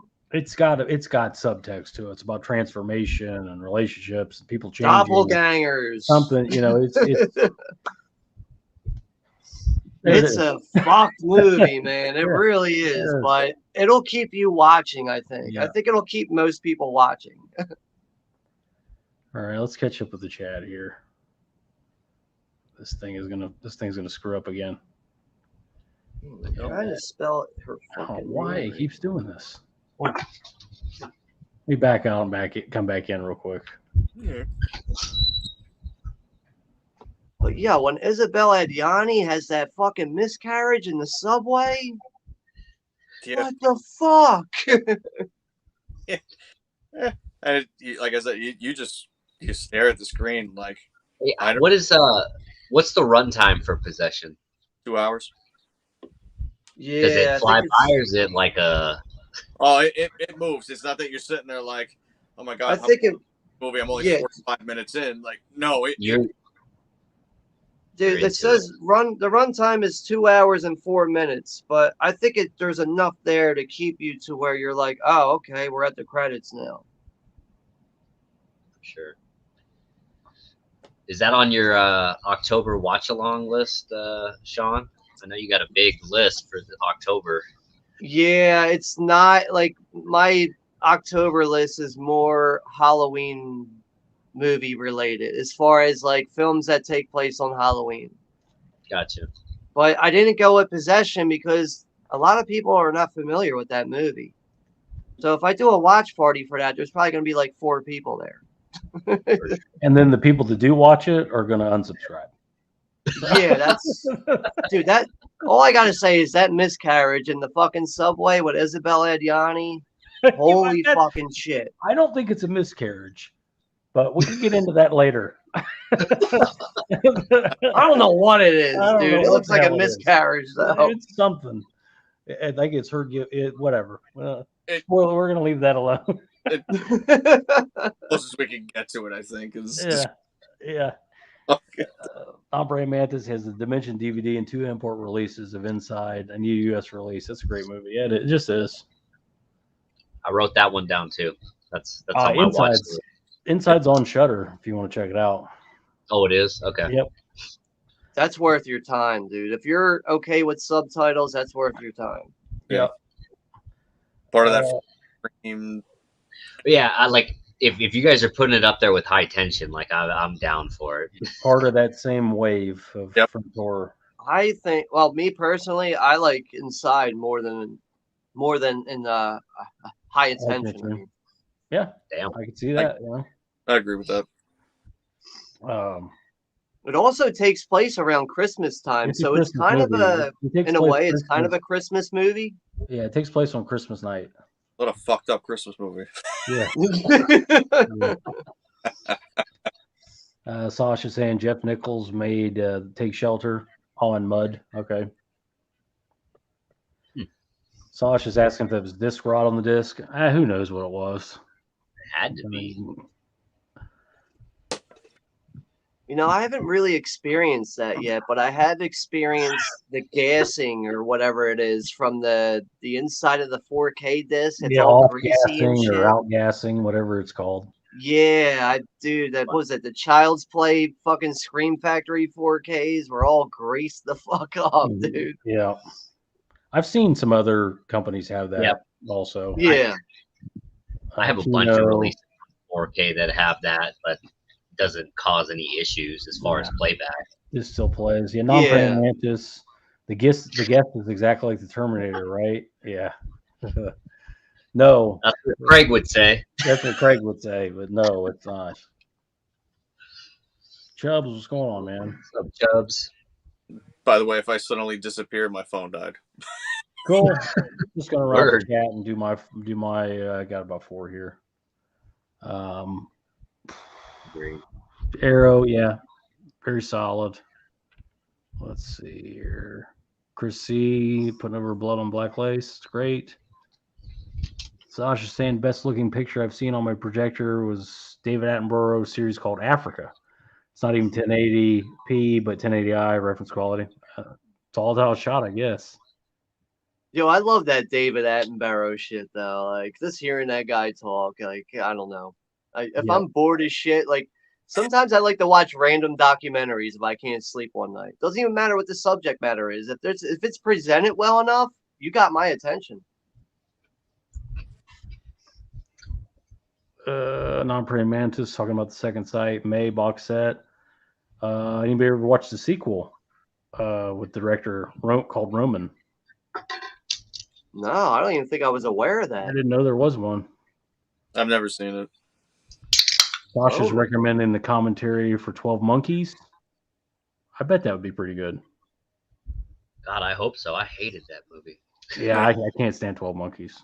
I thought it was going to be post-apocalyptic, not an espionage, movie. I love that movie, but I also love the fact that most of it's filmed in the city I live in. So yeah, there's that.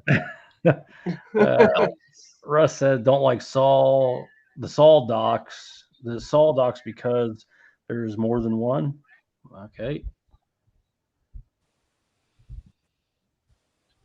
Yeah, non-praying mantis saying I just saw the second site release of it follows not a ton of features, but the scan looks amazing. Yeah, the scan is probably 50% at least of what you're getting in second sight, and they do an excellent job. I'm looking forward to the Hitcher. Yeah, hopefully early next year we're getting a Hitcher. I don't have that in my collection at all, so yeah, I'm definitely looking forward to that. I had a of it when it was announced this second site was doing it. I got rid of the media book. Yeah. Anybody seen Headless? Anybody seen Headless? I think that's from the early 2000s. Headless? 2015. Yeah. That's the movie within the movie that was from 2012 called Found. Okay. And it's like the serial killer who's got the headless skull mask on, and it's about this little kid who's trying to figure out why his brother wants nothing to really do with him, and they're both in the horror movies, and he later finds out that his brother's a serial killer. And it's an independent horror film, and I think it's a pretty good one. I remember the mask. It's solid. Yeah, there it is. He's got it there. Yeah, like I kind of prefer Found a little bit more, but if you're like a gore hound, you should be fully into Headless. Yeah, they don't call him Gore Forever for nothing. Yeah, Found is great, and then you get towards the end, and you're like, oh shit. Right.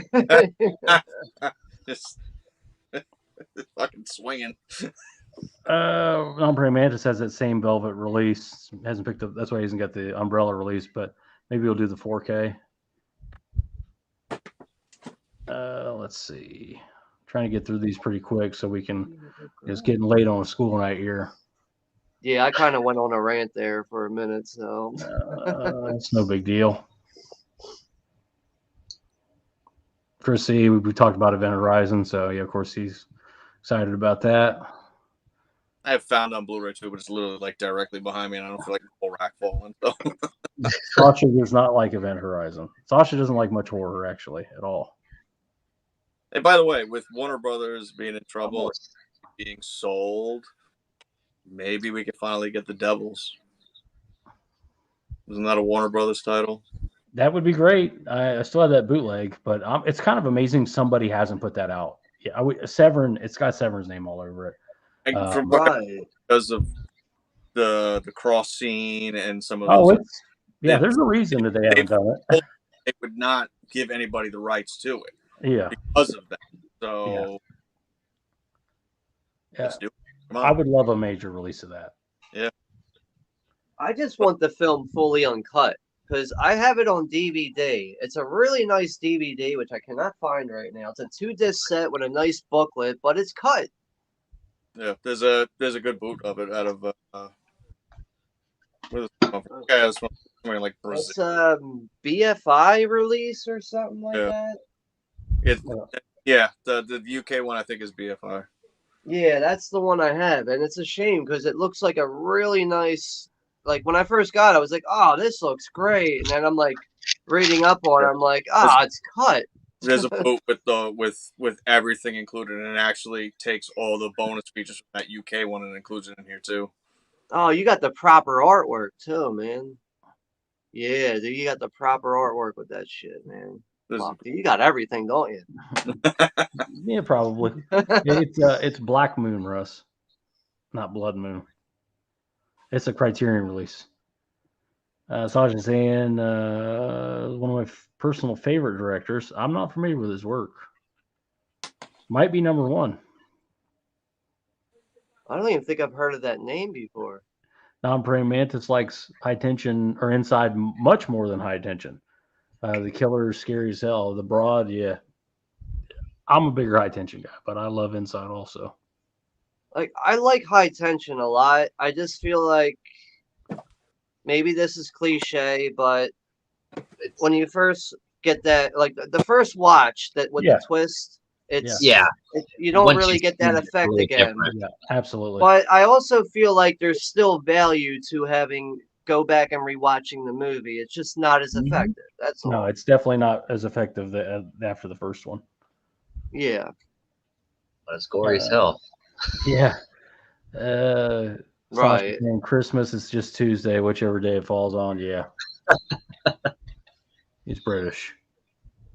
I'm gonna point that out. Let's see. Russ has the uncut of the Devil's Seal. It is really unrated. Take it easy, Russ. What's up, man? Yeah, take care, Russell. Yeah, I hear you, man. I like them all. They all kind of run together for me. All that wave of French horror that was going on at the time. Is Inside Alexander a Jaw too, or no? I believe it is. I don't recall who the director is, but it's of that quality at least. These guys are saying they like it more than high tension. I totally get that. It's great. Okay. I have the DVD right here. Yeah. But I'm trying to read the names, and it's all in French. Yeah, of course. Yeah. Did that come out before High Tension? Is it like 2002, 2001? High Tension's probably like earlier 03. because Hot Detention, it was a French film that Lionsgate re-released, and they dubbed it in the U.S., and it came out in theaters, NC-17. I think Inside came out after High Tension. Yeah, I think Inside had 2 directors. Because it says a film by Julian Murray and Alexandre Bastillo. Oh, Bastillo. It's of that. That's quality. what it says on the back. High Tension's 2003. Yeah. Yep. 03. Yeah. I don't know about Inside. I have that DVD, but it's just too far away and buried. Right now. Yeah, Inside was 2007. Oh, really? Was that set? Wow. The hell? Yeah, okay. So a couple of years. Yeah. But it was like, 2000 to 2010, those Dimension Extreme films were big during that decade. Oh, yeah, absolutely. And that DVD is actually hard to get now, but everybody else showed off their copy of The Possession. This is mine. This is the Umbrella. This can be had for $18-19. But dude, that's probably just as good though. Like you got the slipcover, right? Yeah. Dude, that's vicious artwork though. That's awesome. Yeah. So yeah, it's just a Blu-ray. Yeah, so this is what you're in for.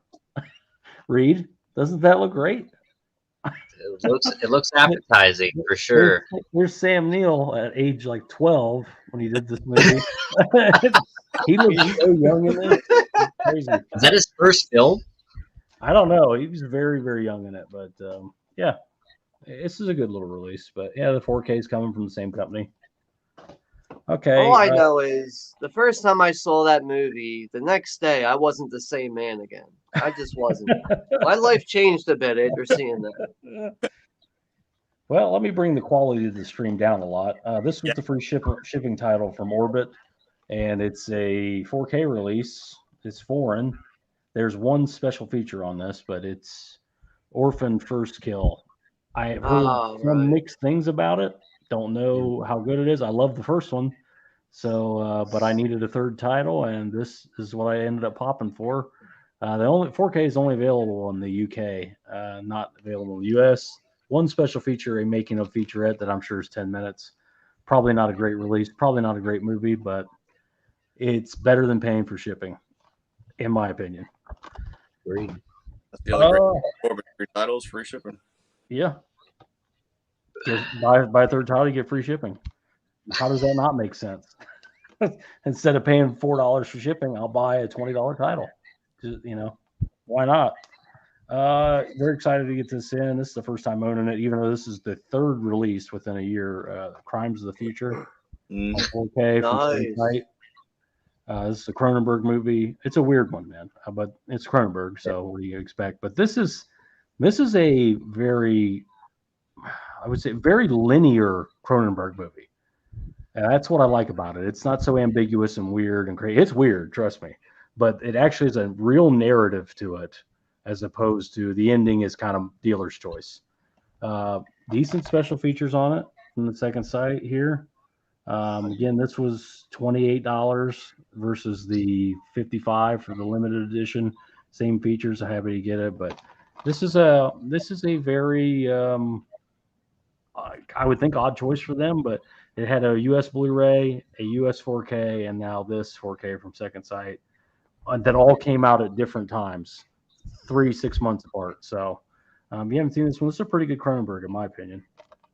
Yeah, I went for the first Blu-ray release when that came out. It was like $15 on Amazon, and I was like, new Cronenberg, give me that right fucking now. And I enjoyed it overall. It's definitely fucking out there. I'll agree with you there. It's out there, but I enjoyed it overall for what it was. And I'm a big fan of Cronenberg as it is. It's a post-apocalyptic movie where surgery is sex. Mm-hmm. So there you go. It's like surgery, like body surgery and body alterations is like glorified in that movie. Yeah. Well, when people have sex with each other, they operate on each other. So right. So who doesn't do that? It's really like growing. And people got tired of violating holes, and they now decided to start creating new ones with a scalpel. Yeah, they cut each other open and pull stuff out of each other, but the operating table and stuff. It's pretty cool, man. Like I said, I don't want to sit here and tell you it's great because it's not. But it's definitely, if you're into sci-fi, it's a pretty cool sci-fi movie, I thought. Yeah, with what you just said there, it's just not for everyone. No, it's definitely. I love Cronenberg as it is. So it's more sci-fi than it is horror, but there is some horror in it for sure. I also got the It Follows 4K limited edition from Second Sight. Hearing great things about the scan. It really benefited from the scan, the bleakness and all that stuff. Pretty light on the bonus features, but if I understand, they are good bonus features. See, Second Sight, about half of this is kind of like BS, what they're talking about here. There's really only just a couple sentences of bonus features. This other stuff is like talking about the scan and how it was approved by such and such and where we did the scan. Yeah, so a lot of this is BS. There's not a ton of features on it. But again, we talked about it earlier. 50% of what you're getting for that $28 is the new restoration, the new scan. And I'm sure they did a fantastic job, and I'm really happy to have it. But this is when people say modern horror sucks, this is one of the things I point to. I think this is a really effective and pretty awesome movie. You guys all seen It Follows? I've seen it one time. I wasn't too crazy about like the final act of it, but Yeah, it's the been a third act while is since I've seen it, and I really want to see it again.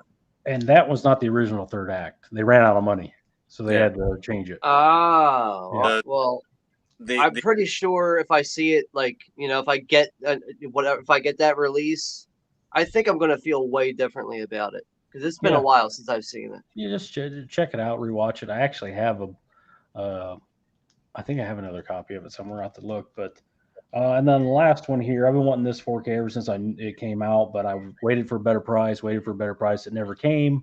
Imports, when you're the country they're imported into, they generally don't go down in price that often, if ever. I know I could have waited and got it from the Arrow sale maybe later, cheaper, but I had the big credit at Orbit, and I finally picked up the Old Boy 4K from Arrow Video. Been a lot of Nice. releases. This is a great movie. You know, if everybody's seen this movie. This is the movie that put Korean films on the map in 2003. Everybody since then, this is the best Korean film ever. As far as I've seen, I've probably seen 20 of them. Nothing compares to Old Boy. I think uh, this is a really strong movie, and it's a lot of fun too. It's not just super serious revenge and crazy. I actually got the remake here too. I'm sure Chuck loves this one. Yeah. Spike Lee, you a big fan I of this? still haven't Huh? seen the remake. You Not know, even okay, ignore him for a second. This remake's a lot of fun. Okay, don't go in there thinking it's better than the original or comparable to the original. It's very different, but similar. It's a lot of fun. If you're a fan of the original, you'll get something out of the remake. But I wouldn't spend much on it. It's not great. Sam Jackson. It's got an interesting cast, but it sure as shit ain't the original. But yeah, this is a typical Arrow. Plenty of features here. I want to open it here and see if there's reverse artwork. But two discer, pretty excited to get this in. But let me rip this open and see if there's reverse art. I'm sure there is, but I don't know what it is. Was this a part of a limited edition, Chuck, or is this the way it came? And there's Stone died. I definitely agree with you though about Old Boy putting Korean films on the map. And like overall, it's like when I think of Korean films, Old Boy and I Saw the Devil are like my two favorites. Battle Royale, that's a good one. Yeah, Battle Royale too.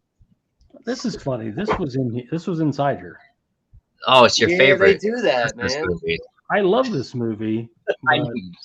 This isn't an Arrow release, but this was inside the Arrow case. That's odd. That's a Severin release, right? Yeah, Severin release. So I don't know what the fuck is going on there. And that's a 4K release, right? Day of the Beast. Yeah. So I wonder if they got in touch with each other and were like, "Yo, you want to trade advertisements?" Okay. Yo, you take some of my advertisements. Here's the inside artwork, reverse artwork. I'm gonna be honest. Yeah. I've never seen Old Boy, but I keep hearing great things. I need to watch that. I still have the regular Tartan, the whatever it is, the Tartan DVD for Old Boy. Yeah. I have to upgrade it. I'm so far behind on upgrading those movies. This is a hard one to explain. I guess people could say it pretty simply, but a man wakes up, he's a drunkard and a pain in the ass, and he ends up kidnapped, and they lock him in a room for 20 years with no explanation, and then they just let him out one day. And then that becomes an odyssey of revenge after that. Right. It's pretty damn interesting. It's pretty damn good, and equal parts fun, dark, and there's some funny parts to it, like with the octopus. And I assume that's all subtitles. It's not dubbed, right? I don't know if this release is dubbed or not. I couldn't tell you. It may be, but it could be subtitles. I'm not sure. But I plan on checking it out probably tonight, actually. But cool little release, man. I'm pretty excited to get it. It was pretty expensive from what I remember. I think it was like $30.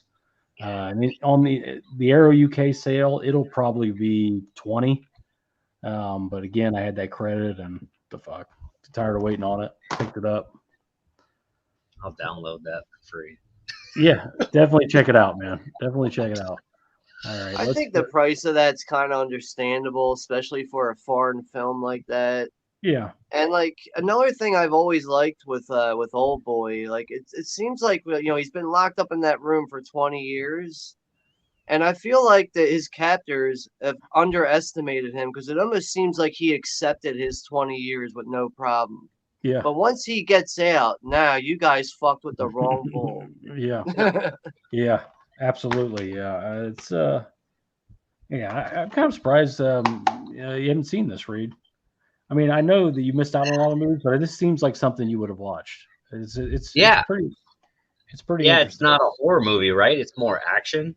No, it's more revenge than anything. It's definitely got gore and Yeah, it's revenge with graphic moments. yeah, it does have graphic stuff in it.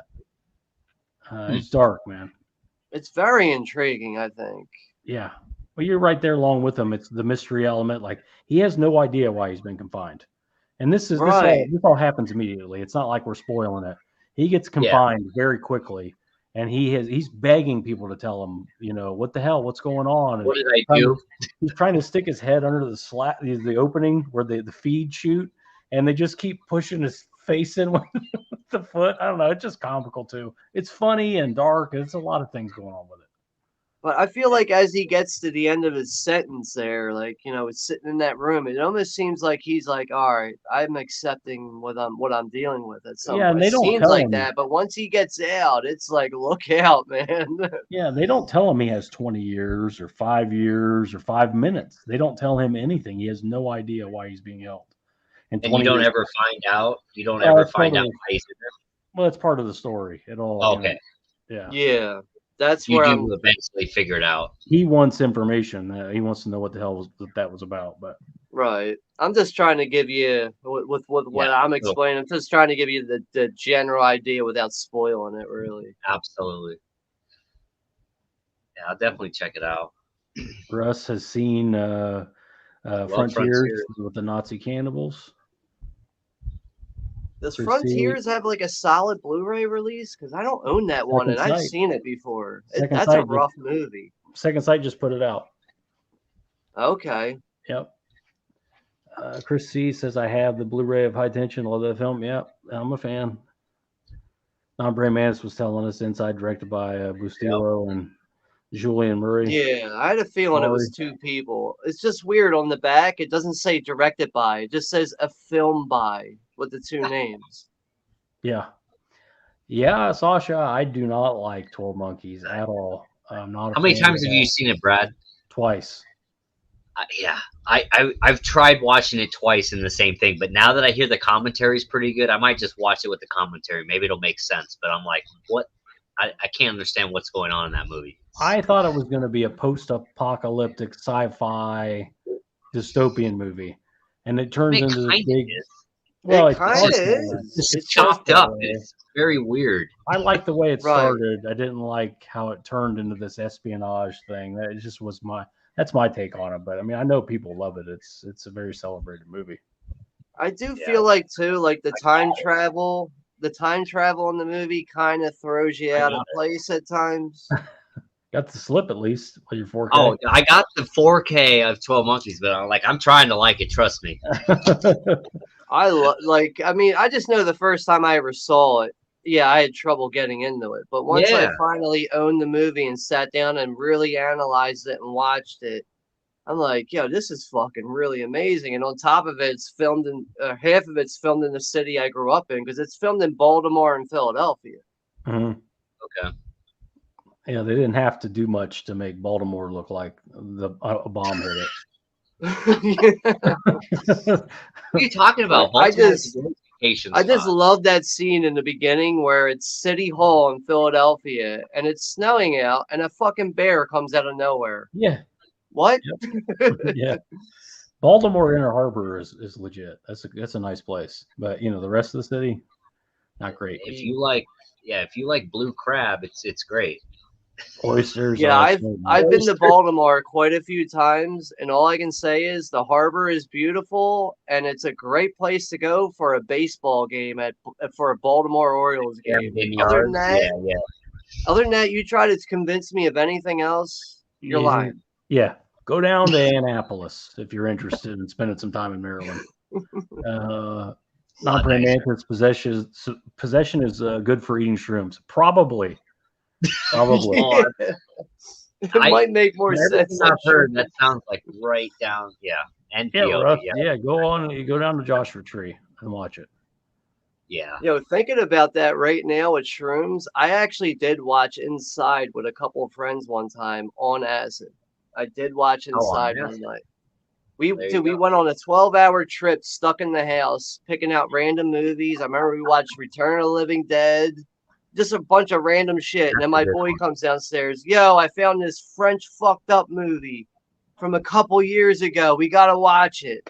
The only thing that sucked was trying to understand the subtitles while you're tripping face. Let's see here. Yeah, check it out, Russ. Sasha saying I bought King of New York Arrow Blu-ray, but it was wrongly sent on 4K. Told the seller they gave me a refund and said to keep it. Oh, that's cool, man. It's good when they do stuff like that. They eliminated the headache. Yeah, a good one. Hope you left a good review. Russ is a big fan of Crimes of the Future. Russ telling Sasha he loved that film Close Range with the Penn brothers. Oh, Chris Blow. That's a pretty good movie. Very different. Oh, cool, man. We'll go outside soon. It's okay. Yep. Yeah, old boy, man. It holds up really well, especially this thing is 20 years old now. Is that main actor an Old Boy? Is he in anything else, or is that the only movie you've seen him in? Not anything. No, he's also in I Saw the Devil. He's a serial killer. Oh, he's the killer in I Saw the Devil. You're right. Yep. Yep. Well, one of the killers. Yeah. Right. Yeah, you're right. Yeah. Spoiler alert. Well, that part is not a spoiler. You know from the beginning that he is the killer, but there's other stuff going on. They do reveal, there is other stuff going on. Yeah, that's right. There's like a cannibalistic fucked up dude in that movie. I forgot about that. Movie. Yeah, that's an interesting style of revenge. But he's in a lot of movies. That guy, a lot of Korean films. He's a great actor. If he only did this, that's enough. He's very good. He's probably talking about 12 Monkeys or whatever. Yeah, I guess. Yeah. Oh, Sasha just did a custom sleeve for it. Insert art. That's what we call them, inserts. Wilkie saying also the Devil, great brutal film. Yeah, it's very solid, man. There's also a rough Achilles scene in I Saw the Devil. Yeah, there's a lot of rough scenes in I Saw the Devil. Just about every scene. Like he's got that dude hanging by his ankles, and he stabs him with a fucking, I think, a pickaxe or something, or no, it's an ice pick right through his fucking ankle. I was like, oh! There's an umbrella. Turn that off. I think it's an umbrella 4K of I Saw the Devil umbrella. I think. What year was that film? Is that 2010? Mid 2010. Yeah. I just know I have the Magnet releasing Blu-ray. There's a US Blu-ray you could probably get on Declutter pretty cheap to check out. Yeah, it's the Magnet releasing Blu-ray. Yeah, Magnet. You guys were talking about the Hitcher getting a 4K. Is that the OG getting the 4K or the remake? Oh, it is. Second Sight's doing a big box set of it, and it's supposed to come out first quarter next year. Yeah, the original Rucker Hauer. Yeah. Okay. Yeah, Chris, I think you'd like Old Boy. Sasha's Old Boy reminds me of Amali, visually speaking. Never even heard of that. Itchy the Killer, yeah. I've heard of that one. I believe it's on Shudder. I feel like Itchy is kind of like, if you're already like starting to watch some Korean fucked up movies, why not watch Itchy too? Yeah, it's got some fucked up shit going on in that movie. Well, the Koreans, they kind of pattern their movies after the Japanese. So if you like Japanese horror, like Inside, not Inside. Takashi Miike. Takashi Miike. If you like that kind of stuff, you'll like the Korean stuff. Have you guys seen Tokyo Gore Police? No. Yeah. That one. Yeah, that movie is a trip. Right. It's outrageous. It's relentless. The best way to gore is outrageous. Relentless. Yeah, outrage is relentless. It doesn't give up. It just keeps going. Yeah. Sasha's saying there is an English dub on this release. That's cool, man. But it's I one like to English. avoid. I like English dubs. I like to be able to check my phone during the movie every once in a while. Yeah. But I have to sit there like this and just. But you know how it is though. It's like when you're doing the if you compare the subtitles to the dub, it's not the same. Like It's there's generally- just subtleties you miss. Well, the language is going to be backwards. You know, they say things in A little different bit. orders and stuff. So cool. Chrissy, love just chilling. We're talking movie. Yeah. Yep. Absolutely. Hit us up on what the fucking thing called? I'm ruining the joke. What's it called? Patreon or OnlyFans or whatever it is. Give us money. Yeah. Give us money or we're turning the stream off. Sign up for a sponsorship. Yeah, Sign up. Sign up. Become members.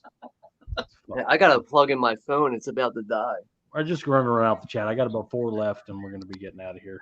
Yeah, I just looked at my phone. It says 10%. John Russ has the DVD of I Saw the Devil. It's a good one, man. I'm writing that down. That's another one I need to put. I think Umbrella just did a 4K.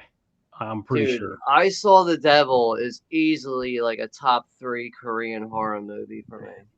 It's got such a devastating ending. I think it's definitely 2 or 3 for sure. Right along, I agree with you 100%. I mean, Old Boy, that's the king.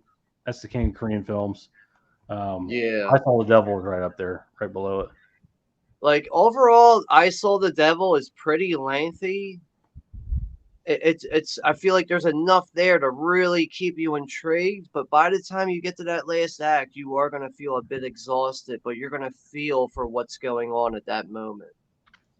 I don't want to ruin any more than that. I'm not familiar with that one, Russ. The guy had to do 13 things that won $1 million. I didn't. Asians and their game shows. There's some weird ones over there. I was like, immediately I thought Squid Games, but that's probably not what he's thinking of. Oh yeah, maybe not.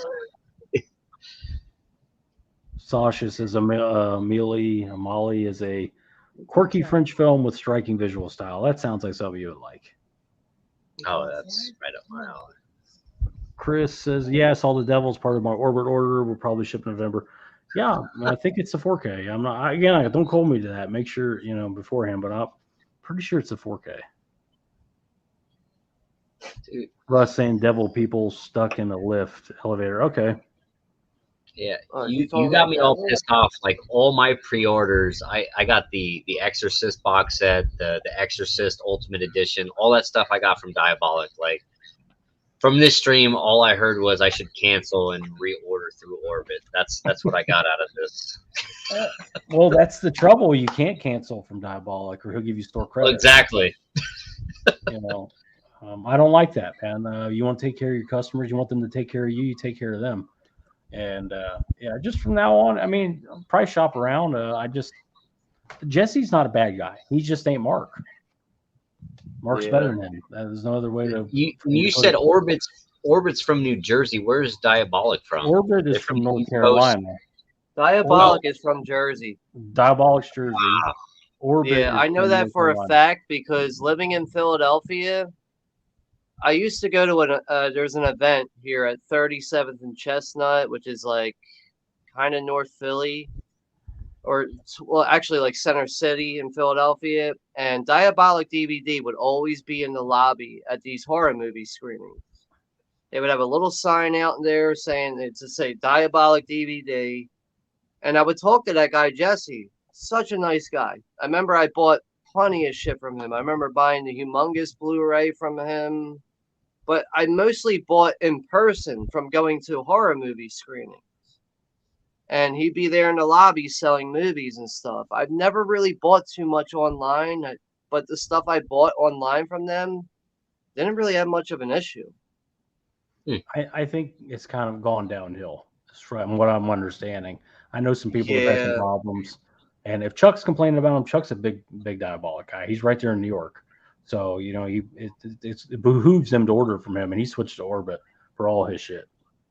I'm thinking about it now. It's been quite a while since I've ordered anything from Diabolic, and I'm going to say at least 3 or 4 years. It's been like I found better deals compared to them. and that's why I kind of shifted away from buying from Diabolic, even though I like everything that Diabolic does. I really do.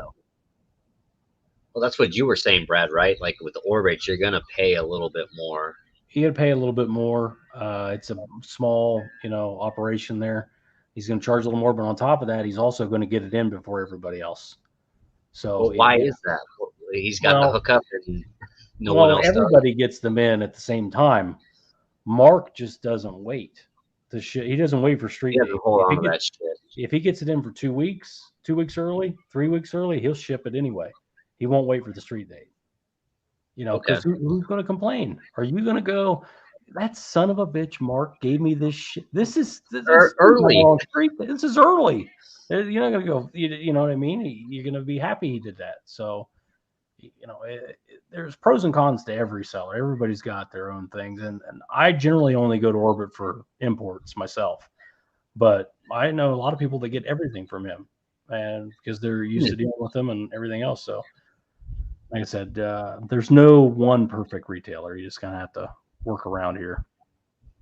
Yeah, and it does seem like, too, like everybody's got their own individual experience sometimes. Yeah. It really does. Sasha saying, I don't know what you'd think of it, but watch Legit, the 26-minute short that inspired 12 Monkeys. It's a very unique film. There's nothing like it. Interesting. Okay. I do like some shorts. Isn't that on special features? The Arrow release? Here, I bet it's on there. I think that sounds so familiar. I know I have the Blu-ray. Doesn't look like it's on the 4K, unfortunately. Russ is asking if anybody's seen Seed.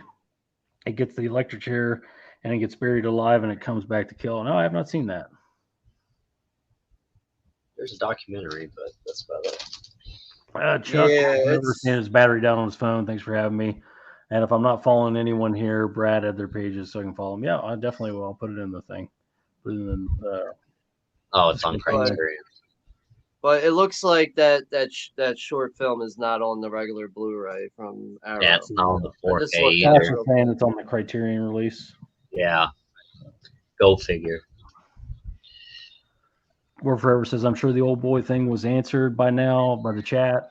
I do need to get the limited arrow set back of the trilogy with the dock that I sold at the Basement Flood. Okay, yeah. Well, that being said, we're caught up with the chat. What do you guys got coming up next?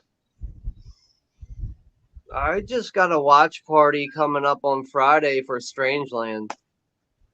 Me and Juno 2000 are going to be watching Strangeland. Dude, hey, you and Juno kill it with the live streams, man. I just started watching them the last few weeks, and I've had a great time watching Deep Rising. What did we do? House of 1,000 Corpses last Friday. It's been a real good time. So I enjoy those. So keep doing them, man. Yeah, I mean, overall, like, I've been trying to just be reasonable with movies that Juno's a little bit more familiar with and that I'm obviously familiar with, because he's like really the only one that's willing to do it with me. And that's okay. Like, it's not like I'm like begging people to like, I need like a bunch of people to hang out with me to do it. I just know I can't carry a watch party by myself. I've tried doing it before. I can do it, but it's just like at the point where it's like, all right, to keep people interested on my own.